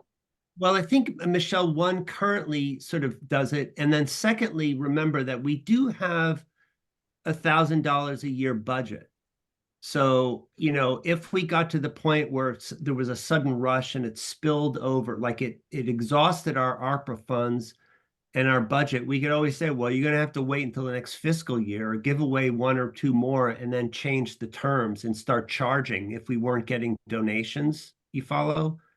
Like, I think we have the mechanism to, I see where you're going with that. We don't want number 13 or 14 to come and say, we're out of money, too bad, and have somebody get mad at us.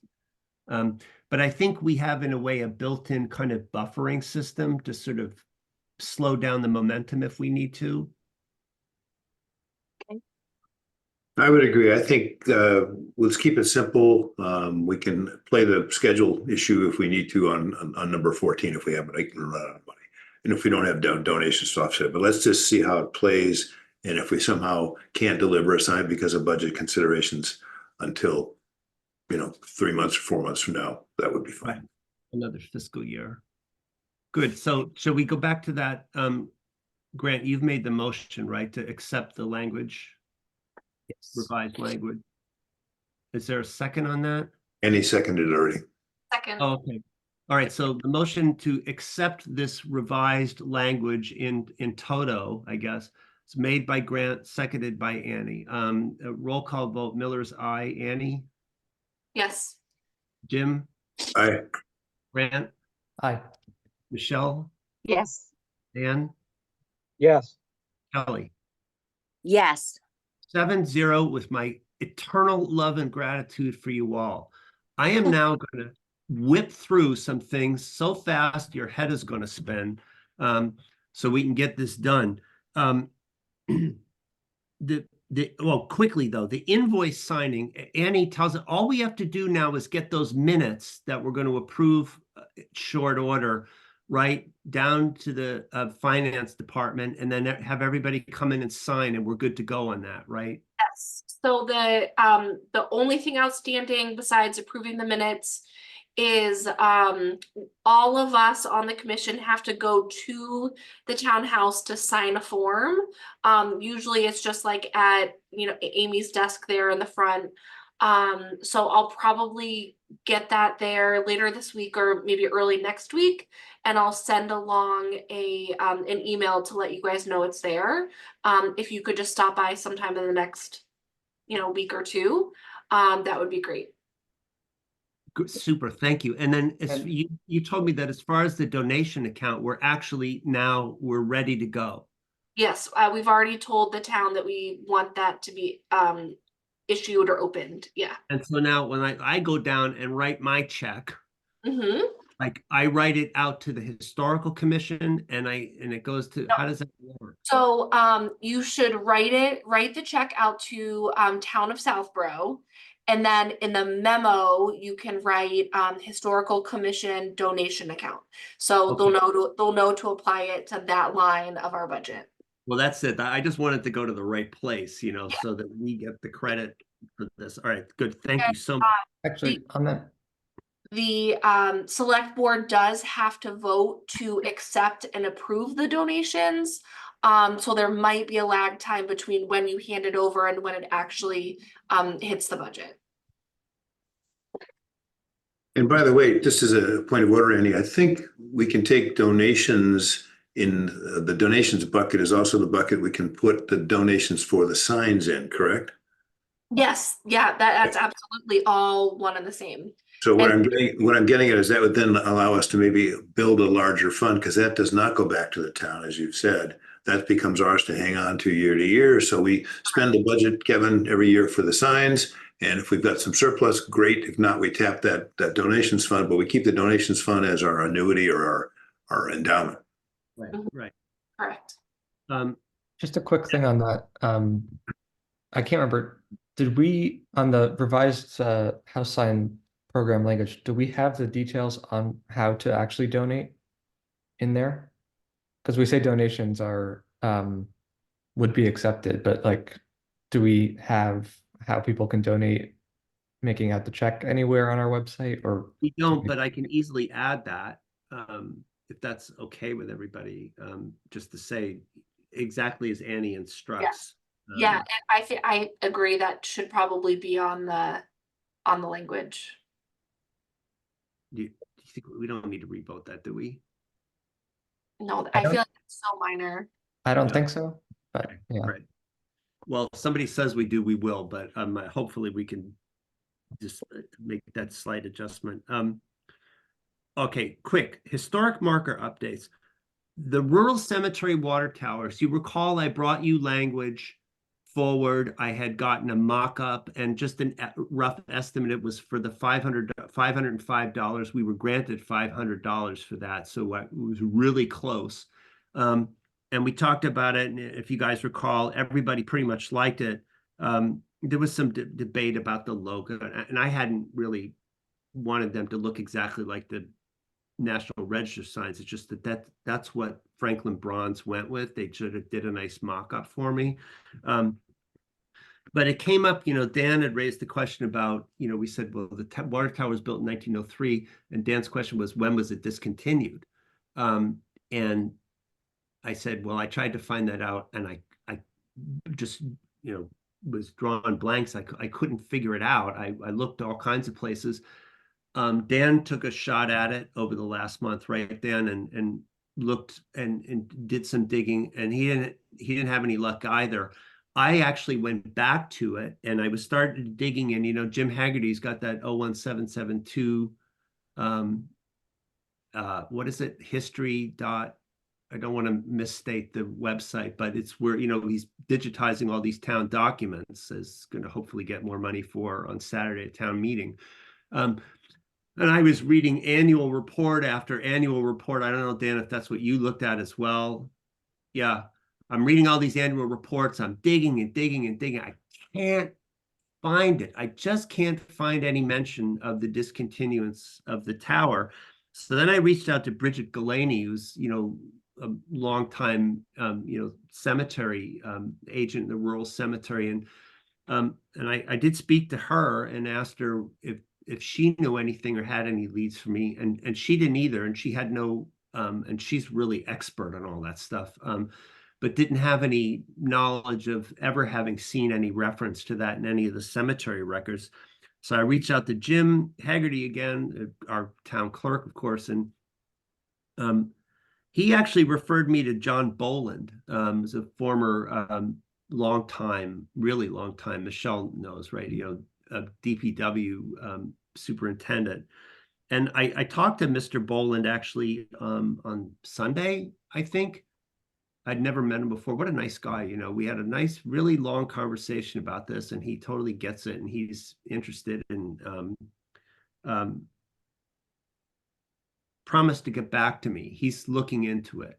He thinks it might be in the early 30s. So I don't have a definitive answer on that yet, unfortunately, but we're trying. And maybe we'll get some leads from Mr. Boland. The Boston Worcester Street, we'll have to come back to it though, but the Boston Worcester Street railway sign, that's the thing. Just to again remind you what the hell I'm talking about is, whoops, sorry about that. Hang on. I almost ended the webinar for all. That's the sign, and the Historical Society has possession of it and has had for 20-something years. And Jim was looking into this. I talked to Michael Weisstein about this. Michael says that it's got like the little hooks in the back, like if you mount on a couple of screws, like if it was a wall mounted thing, but this is big, heavy bronze. And I think we figured out that the problem with this is that whoever commissioned this sign in the first place kind of goofed up, because if you go down on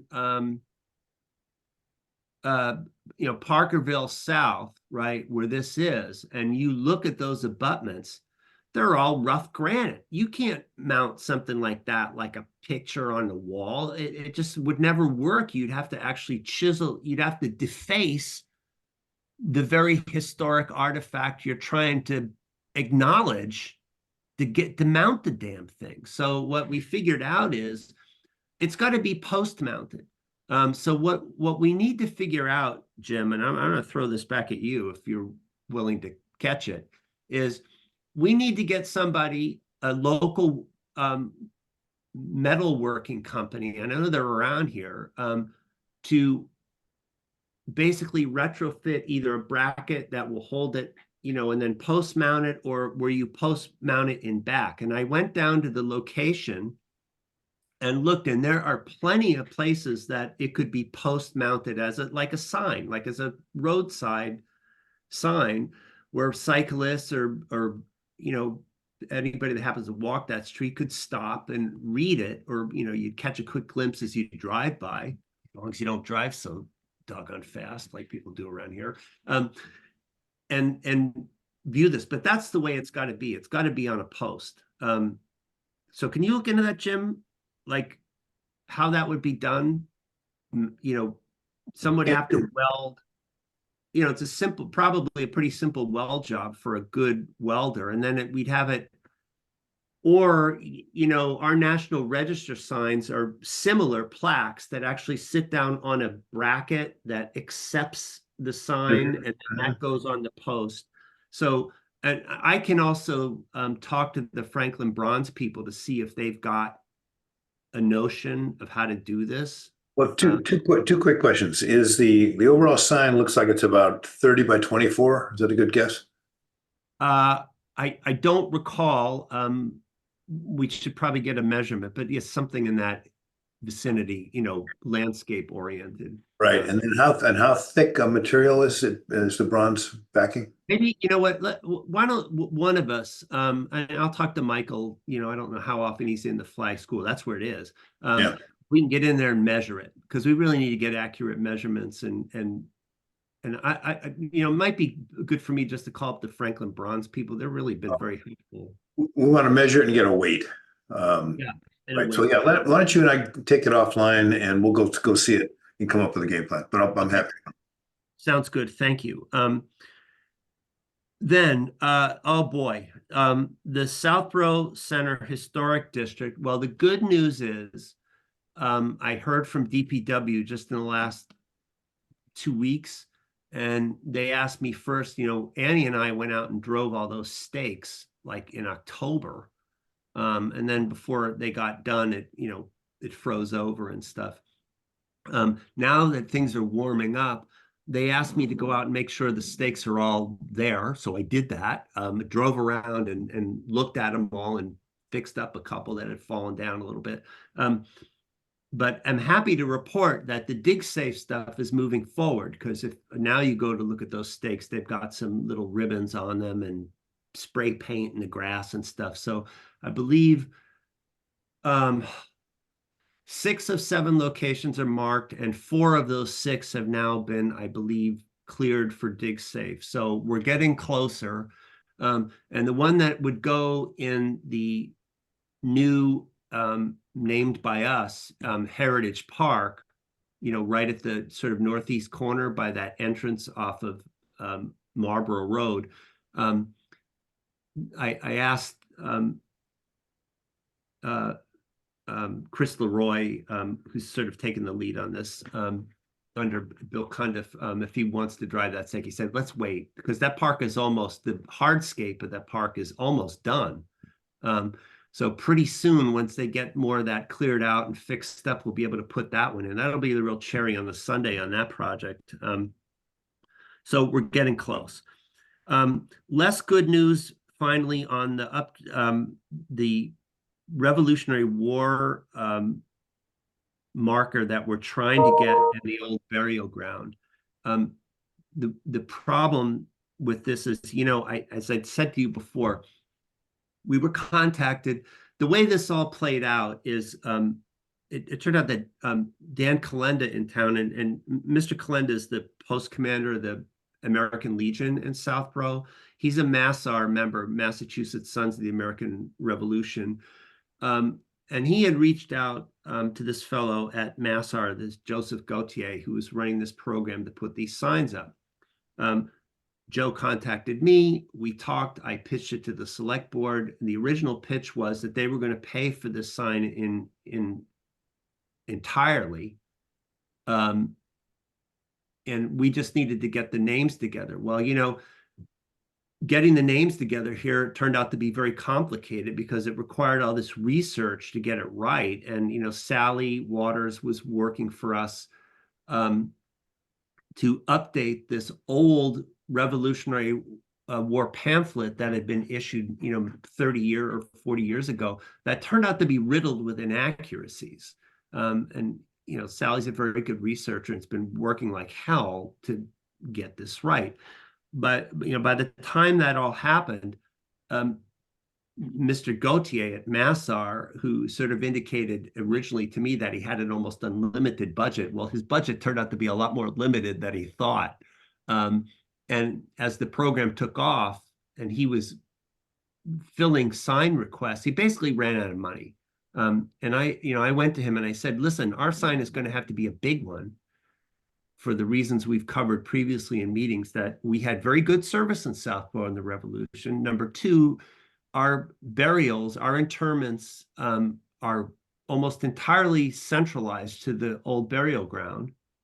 And number three, because of the hurricane of 38 and so many graves having been destroyed, we have a lot of unmarked graves that we feel, you know, really morally compelled to take note of. And that it's going to be a big sign with, you know, upwards of 80 names. And that was when, and he said, well, I only might be able to pay for half of that.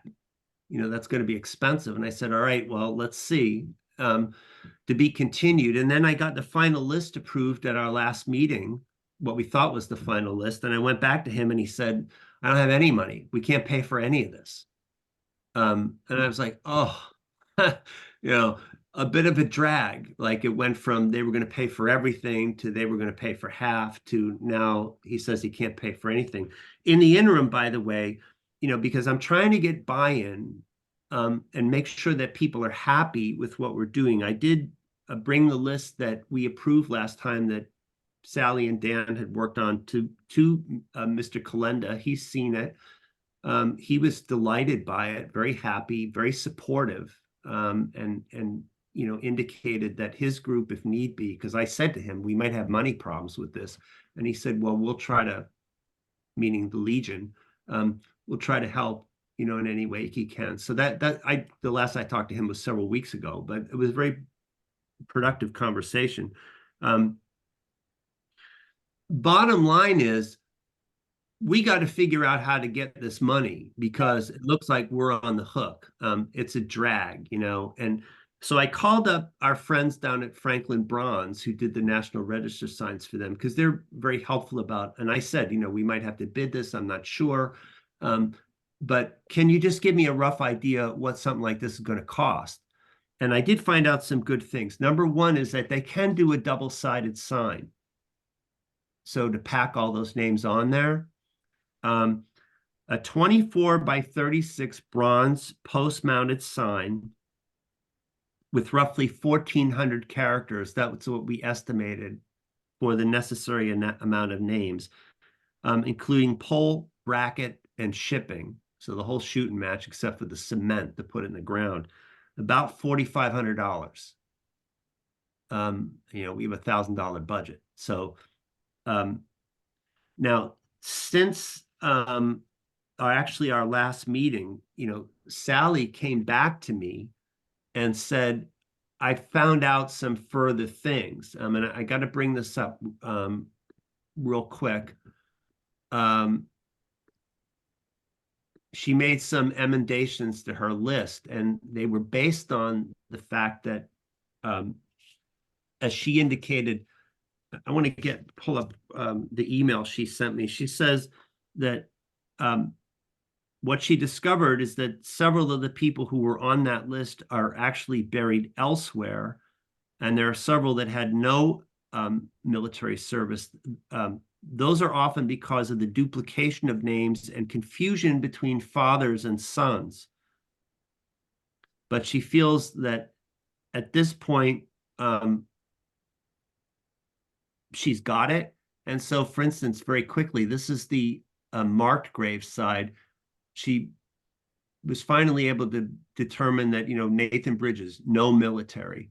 this Jonathan Hervey is confused, and she actually found the actual grave of John Harvey, and Hervey and Harvey were often in some of these records interchanged.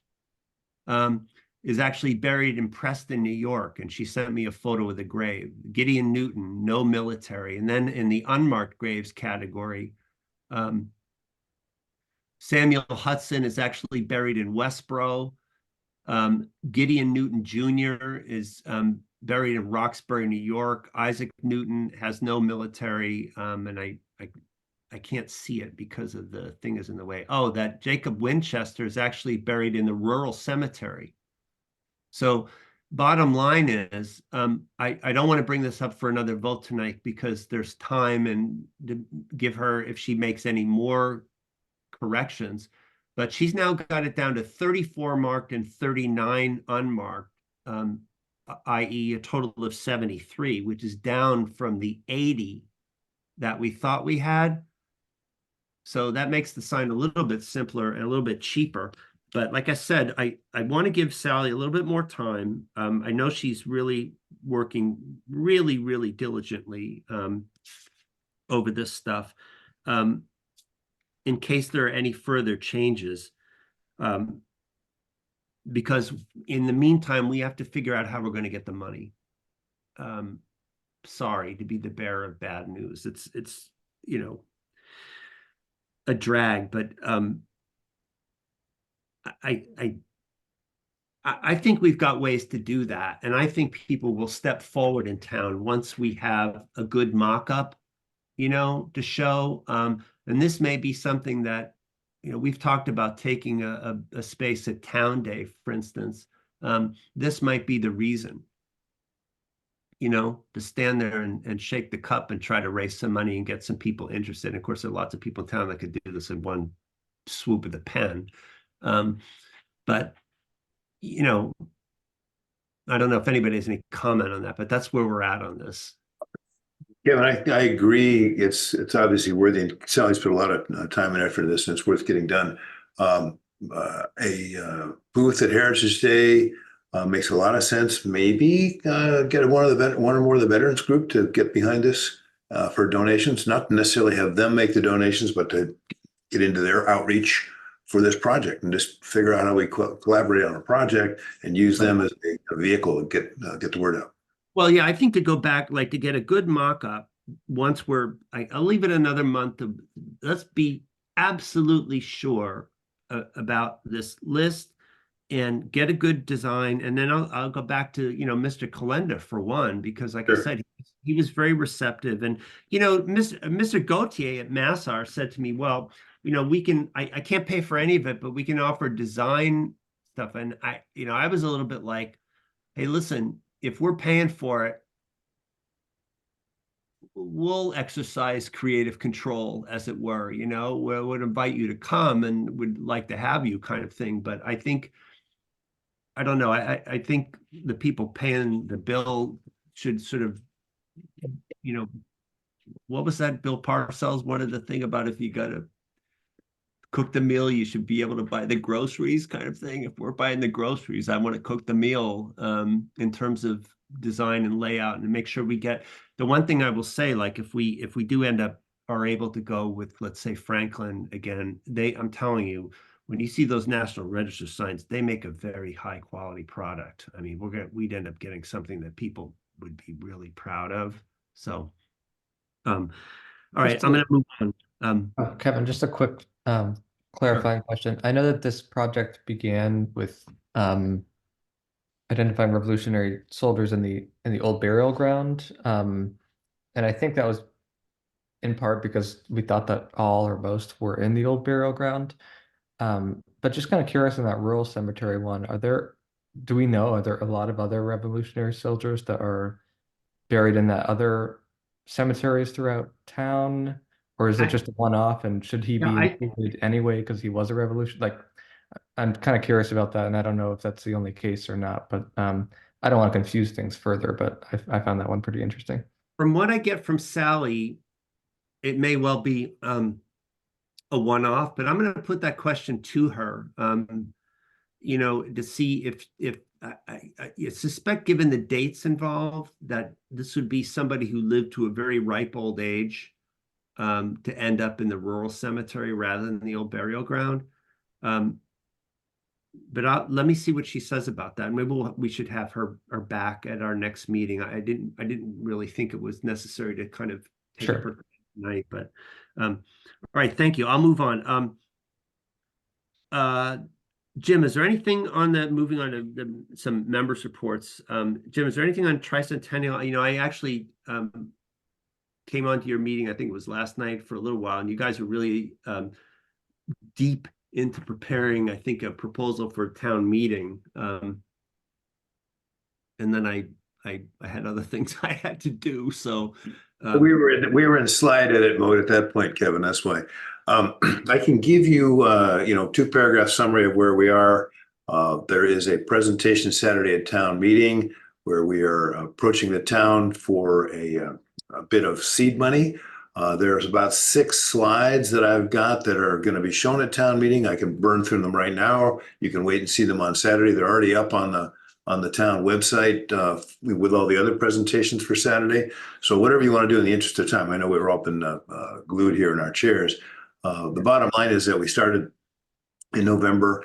I'll just give you the highlights of this without running through the slides.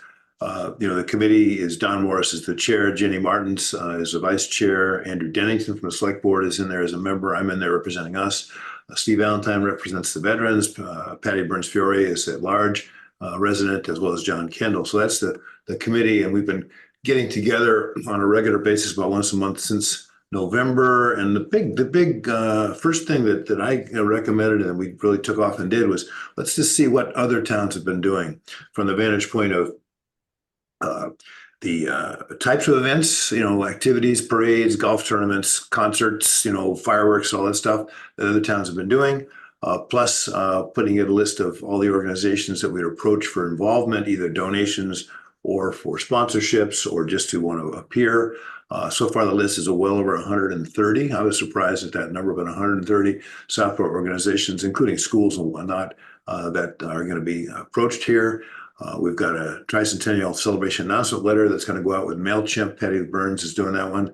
That should go out in the next few days. I've got a town survey that has a link from that letter to ask for suggestions. What would you like to see celebrated? What type of commemorative merchandise would you like to have? Are you willing to volunteer and help out? We've got a town webpage. We purchased the domain southborough300.com. And so that is just right now a placeholder, but it'll have kind of basic information about it, but with links to social media, because I think most people would be more interested in seeing a feed rather than having to go check a particular website. So if you join a Facebook group and you follow, for example, we haven't got which social media links established, but it'll be set up where here's the central page for kind of the main information, but there'll be links to social media. And Ginny and I came up with a town sponsorship package, and Kevin, I previewed this some of you with you, but basically gold, silver, platinum, bronze, gold, silver, and platinum, I think, or maybe bronze, silver, gold, and platinum, I forget, but basically different contribution levels that would have certain benefits and preview rights for, being sponsored. Got a whole list of possible activities, and so I'll come out in the letter. Everything I mentioned, for example, the parade and the golf tournament, the fireworks show, and so on. The town meeting, the reason we're there is there's a warrant article that we've put forward that basically, after doing some research, we found that in Massachusetts, Title VII rather says that a town or district can appropriate money for up to 5 years preceding an anniversary celebration. And our rationale is that we need to start purchasing commemorative merchandise for fundraising purposes, plus eventually getting into, deposits on venues and whatnot. And we did a fair amount of work in looking at other towns around the area throughout Massachusetts. And there's a slide that you'll see in the presentation that looks at the other towns and found that the average sponsorship from a town is right around 37,000. But it ranged all the way from 280,000. One town was 320,000, for example, Dover, New Hampshire, Walpole 300, Portsmouth, New Hampshire 225, and then it all runs down. So we're basically asking for 30,000 at town meeting as a seed fund, and at the end of the celebration in 2027. This is a 2027 July 6th target, but the whole year will be a series of events as described, and we need some seed money to get it started. So that's the the quick summary. If you like, I can send an email to the link from where all the town meeting presentations are, if that would help everybody. And then that way, if you want to see the slides or see anything else that's going to go on Saturday, you can. Well, I'm going to be there Saturday, but yeah, please do send the link to all of us so we can take a look. And you've just given me like a little bit of a brain lightning that at $4,500 for this, we're talking about the Revolutionary War veterans sign, and 73 veterans to be marked for the meager sum of $61.64 a piece. You too could sponsor. Yeah. Yeah. Commemoration of a Revolutionary War vet. We may go with that later down the road if we're trying to raise that money. But thank you, Jim. Michelle, anything going on in Pilot that we need to know about?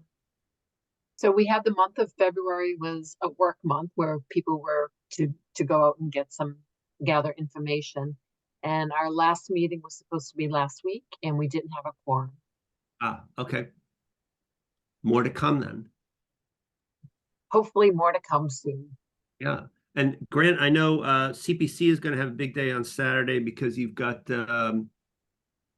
golf course irrigation and Mr. Haggerty's proposal. And what's the one I'm forgetting on the Trails Committee, Peninsula Trail. Yep. Peninsula Trail, right? Yep. So CPC's met, I think, 3 or 4 times since we last met. Been busy. We do have our final warrant articles set for Saturday for those projects, as well as just the annual kind of approval of the CPC budget.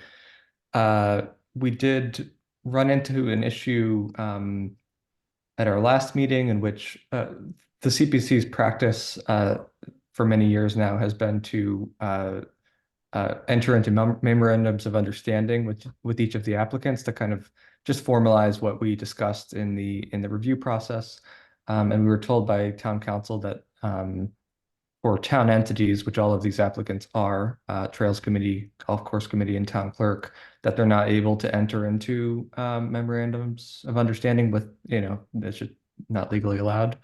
So that kind of threw a wrench in the works on that. We ended up removing that language from the warrant articles.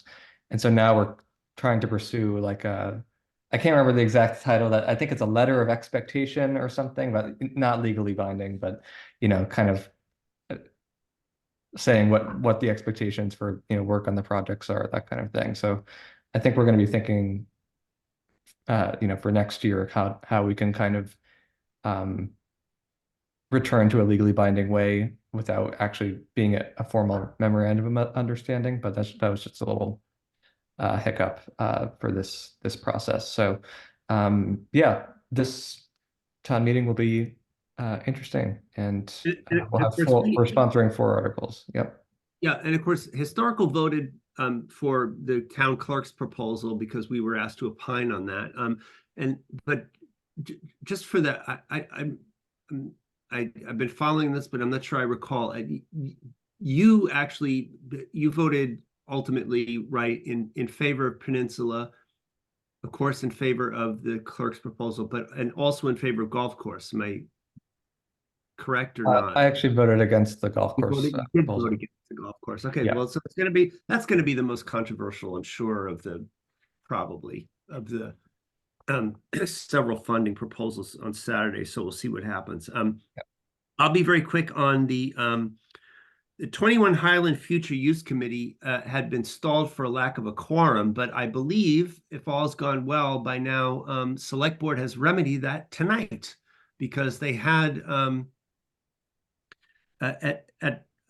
prior to tonight, the only people that had been I think appointed and sworn in were myself and the Planning Board's representative, Lisa Braccio. But as I understand it, the select board was scheduled, looking at their agenda, to appoint, I believe, 4 other members tonight. That's a 7-person committee. So and as soon as they get down to the clerk's office and get sworn in and get their letter and all that kind of stuff, we'll finally have a quorum for 21 Highland Future Use Committee, and I look forward to meeting with those folks. So that's really good. And I will say that, you know, we'll be able to get Beth Malo has been really a kind of friend to historical, in the sense that you know, I know she'll take up for us on the sign program and run something for us. And I'd actually asked her to again promote the 21 Highland Committee, which she did on the blog, to try to get some people to step forward for that, especially the ones that live within that half-mile radius of the South Union School. And so apparently some people have come forward. I'm really delighted by that. We'll be able to get going. The last thing I had for you, I just want to put this in front of you. I received an email last week from Dorian Jasinski, who is the chair of the Southborough Housing Opportunity Partnership Committee, that's SHOPC. And I don't know if any of you have followed this or paid any attention, but there is what's known as a Chapter 61A parcel, which I want to bring up on screen for you, on Northborough Road. And I'm going to show you. This is, if you imagine, there's 495 or the 2 orange stripes here. And imagine you're driving like the back way to Algonquin, which is how most people think of it, or going to Northborough. Chestnut Hill Road is where my cursor is. Here's Northborough Road. This is Johnson Road, right? And so, you know, Northborough Road or Johnson Road, you're coming up, and then you get to that weird thing where you got to like take the weird, like almost like a hairpin turn left. You go under 495, and then pretty soon you're like, you know, propane and Amazon warehouses and getting on into Northborough, right? You all with me on this? Mm-hmm. These are the 2 parcels outlined in yellow, and Northborough Road goes kind of like splits right through them. And what they are open fields, farmland, remnants of I forget the historic, it's the Johnsons family that own like this big farm in that area. It was a Christmas tree farm, wasn't it? Was it at some point? Yes, we used to go buy our Christmas trees Oh, really? Yeah. On the north on the side? north one. Yes. The north side. Okay. So these are big open space parcels, and they're zoned agricultural. And because of that, under Chapter 61A, the town has the right of first refusal when they go, you know, and the owner plans to sell. I believe the northerlymost parcel there at the top of the screen is 10.7 acres. The southern parcel is 8.76 acres. So it's about 18, 19 acres in total. Price, $5 million. I watch a lot of select board meetings, and you know, but I must say I wasn't paying the sharpest attention on that discussion, in part because the select board made very clear up front that they weren't interested because they didn't feel we had the $5 million to spend. Fair enough. So I was just sort of, but SHOPC, you know, indicated that they were interested in possibly the parcel or part of the parcel or slicing off a piece, convincing, you know, I don't know how those deals get worked. It's beyond my, you know, understanding, quite frankly, but for affordable housing. So again, the SHOPC chair sent out this email last week to a whole number of board and committee chairs, advisory, rec, planning, open space, me. There's a few I'm probably missing. It was a pretty extensive mailing list. And what Ms. Jasinski was proposing was a joint meeting.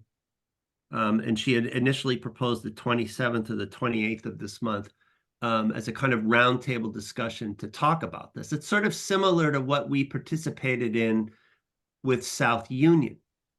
Now, I didn't answer the email because I thought, well, I'm meeting with my group in a couple of days and I want to see what they have to say about it. But I'll tell you what my opinion is, and that is we don't have any say-so or jurisdiction, in my opinion.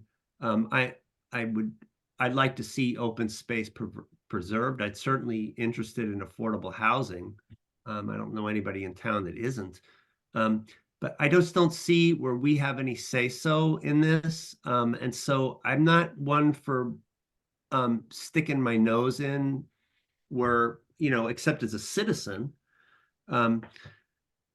I might have some personal opinion about these parcels and what I would like for them. And I'd certainly like to see them actually remain just as they are, open, kind of beautiful green as you drive toward 495 and under and head towards Algonquin, and the propane company. But I don't think we have any really say so. And so my thought was, I don't think we have a role in this. I don't think I have any business really telling the select board what to do on this. South Union is a National Register listed property. We have an interest. I mean, I just don't, and I did look up to see, like, I wanted to make sure there wasn't some unknown battle or something there that I didn't know about, but it's just agricultural land, it's grazing land, it's beautiful. I'd love to see it stay just as it is, but it's not. But I personally didn't think we had any say-so in it. But if you guys disagree, I'd like to know, because I go with the majority and the consensus. If you want to send a representative to this, or even go as a meeting with a full quorum, we can do it. But my impulse was, if I had been left to entirely my own devices, I would have emailed Ms. Jasinski and said, thank you very much. It's very kind of you to think of us. And I'm a big advocate of joint meetings and committees and boards working together, but I just don't think we have any standing here. Anybody have any thoughts on that? Annie, Grant, Jim? I don't have a particularly strong opinion one way or another, I think. I think it's an interesting issue. I know that CPC is interested in it and will be involved. And I understand that there's to be honest, I need to do more homework on it, but I understand that there's kind of a time frame, a limited time frame in terms of this right of first refusal. Can I throw? I should throw in on that, Grant, that actually Dorian sent out another email just prior to our meeting tonight, in which she said, because of the tight time frame and conflicts that arose in those initial dates that she proposed it, that they SHOPC and open space, the message to all the rest of us was that SHOPC and open space are going to meet on Monday the 25th at 7 p.m. That's next Monday. The rest of you come if you want, kind of thing, but we're going. So open space and SHOPC are definitely interested. I see where open space obviously has a dog in the hunt in this, and SHOPC likes it because they think they could put some affordable housing there, but I just don't see where historical has any. Yeah, I was just going to say, again, I don't know all the details of this proposal, but I think that it is possible, and again, not necessarily for this particular parcel, that you can have historic landscapes and stuff. I know that we discussed that with South Union School, like not just the value of the building, but like the value of it's kind of crossing over into open space, but like similar with the golf course, I was getting into that on CPC, like it's a historic golf course, even though it's not a structure, it's a historically significant property and stuff like that. So I don't know the history of these two parcels. I know that the Johnson Farm is a big deal in that, it all the way on Northborough Road, if you follow it down almost down to Route 30. I believe that's all Johnson or former Johnson property, so I know it's a big chunk of the town.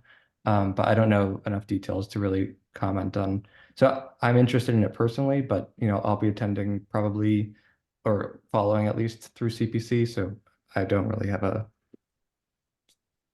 strong preference on historical one way or another. Yeah, I tend to agree with you. I just thought, well, this is open spaces thing, they should deal with it. But anybody, I don't know, what did Michelle, Annie, Jim, Dan, Kelly, any thoughts? As we've said, we've kind of broached these peripheral projects or opportunities in the past, and if there's nothing we really can do that is going to make a difference in it because it's outside our purview, we've got to leave it alone. I mean, I hear you and I see the merit, but I don't think it's worth any more effort. Yeah, I Short of agree. throwing up the signs, Sorry, Andy. Go ahead, Annie. Oh, I was just saying, I agree with Jim. I feel like this doesn't really pertain to our work from historical, and we have enough on our plate, I think, as it is. Anybody? It's private, it's currently privately owned, Yes, and there are no structures on it. correct. To my knowledge. And so it's going to be developed. It's just a question of who's going to do the development. Correct. And the town, select board has indicated that we simply don't have the money. Right. And it is, so okay, and that's anybody else's anything. I just wanted to make sure I brought that to you out of respect, that I didn't want to answer for the group that it's none of our business. But it seemed to me that it was none of our business, so I'm kind of glad. I'm happy to go. It's private property. I could go and do some digging and see what I could find, but it's private property. But Right. I think that's kind of where that's the. Well, that's it. So it doesn't, I mean, I'm kind of like Grant. I'm interested in this, and I'd like to see what they say, and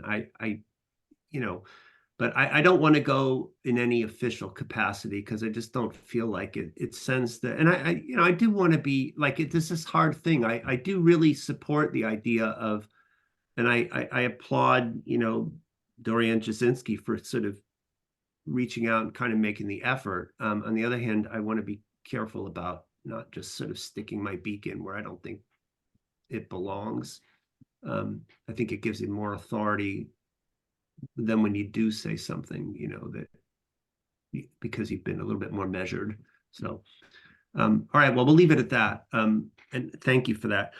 So let's go on to the approving Grant's fabulous minutes of January 22nd, because we're in trouble with the clerk's office already. So we can get ourselves right now. Anybody have any, I already sent Grant some thoughts, comments, and he incorporated those into those revised minutes that he sent out. Just one Anybody quick edits? thing. Jim had sent me an edit, 2 minor edits that I implemented here. So I'm sharing my screen. I think this was all Jim. So I just implemented those.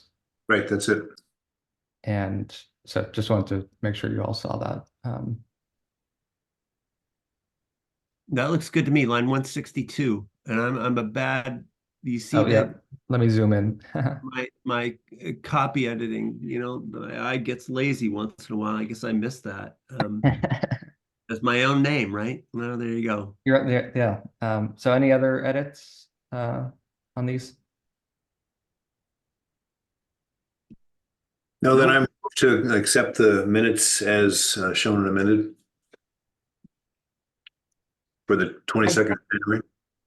I seconded the motion.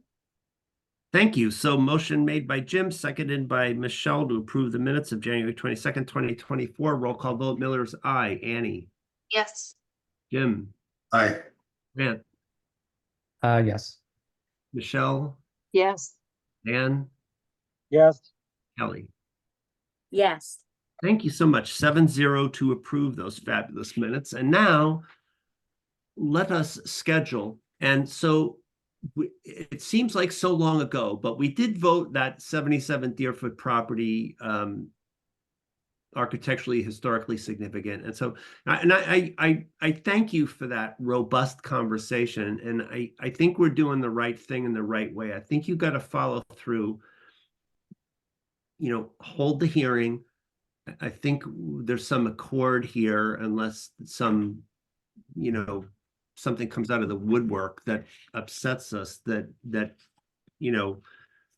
we'll be able to deal with this quite quickly. So, Kelly, this is where your expertise comes in. The hearing notice has to be posted 7 days in advance, at least 7 days in advance of the hearing, not business days. So it would be just calendar days.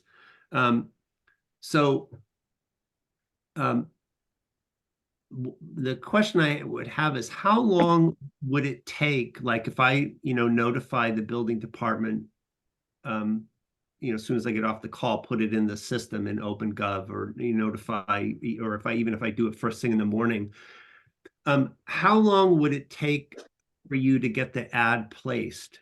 Do you know? Oh, I could do it immediately. I'm out of the office because I had a knee replacement. But I can work with the admin in the office and she can do it. So theoretically, like tomorrow's the 20th. Yep. That's a Wednesday. Just to be on the safe side, like a meeting, let's say the very earliest would presumably be something like Thursday the 28th. We're not going to do a Friday meeting, but I think we'd be safer just to give everybody just a little bit of wiggle room.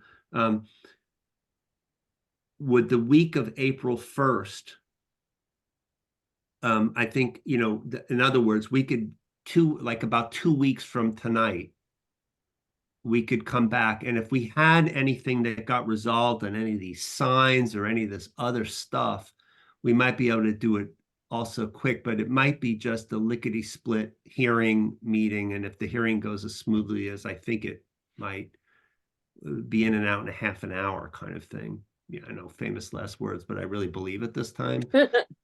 Yeah, because the table's been set. You know what I mean? We got nothing else Yeah. to say. Anybody can, don't like this, or anybody want to, delay them, and then we take the vote and everybody goes home. So that's would April it work? 2nd. The week of the I could 2nd, 3rd, or 4th. April 2nd. So I vote for the 2nd, if we can do that. 2nd works best. I have CPC one of those other days. Yeah. How's that, Annie, Dan, Kelly? All of those actually work for me somehow. Wow, this is this is like kismet. Everybody's saying okay. So let's say Wait. Tuesday. Yeah, so I'm the stick because Tuesday night is the night I work. So I'm in the dorms until 10:30. So, I mean, I don't need to be there for it. As long as everybody else is there. Wednesday was no good for several people. Is that right? Right. I can do Wednesday, but not Thursday. No Thursday, no Wednesday. Anybody else have opinions on this? I'm agnostic, so. I'm completely open. Yeah, I mean, I can do Andy, any day. I can do any day of the week except Tuesdays are just. I have coaching, and then I run from 2:30 until 10:30. Annie, what's your situation Tuesday, Wednesday, Thursday that week? Yeah, somehow I'm free unless I have a blip in my calendar. Tuesday, Wednesday, Thursday, I'm free. Yeah. Right. So either way, we're going to lose somebody, whatever night it is, right? Yeah. It sounds like. And I'm okay. Like if the majority, if Tuesday works for everybody else, I'm okay. Okay. Just kind of bowing out. I mean, I can follow along. I just won't be able to be actively involved. Well, I think especially if you're okay with the way it seems to be trending, and I think you are, is my guess, that maybe we could just go ahead and do it. Is that all right with you and everybody? I don't want to anybody feel bad. It's April 2nd. Tuesday, April 2nd. All right, let's do it. And thank you, Dan, for, kind of Yep. being so gracious about it. And like I said, there might be one or two little other things if we can make some progress on some of the sign stuff, but it seems to be such a bulky situation. Every time I think this is why we delayed, by the way, so much between the January meeting and this one, is that every time I thought I had something put together, another piece would get pulled out and it would just like go sideways and I'd have to like regroup. But we'll try to do that. And I think that'll be a nice a gesture, because one thing that's going to be very important, may I say, I've got a master plan with this, with regard to bringing the demolition delay bylaw back to town floor, right? This will not be easy. And I think it's important that people understand that, in some ways, a bylaw like this is only as good as the will of the people enforcing it. And I want us to be able to, we've said no when we had to say no. We've had split votes.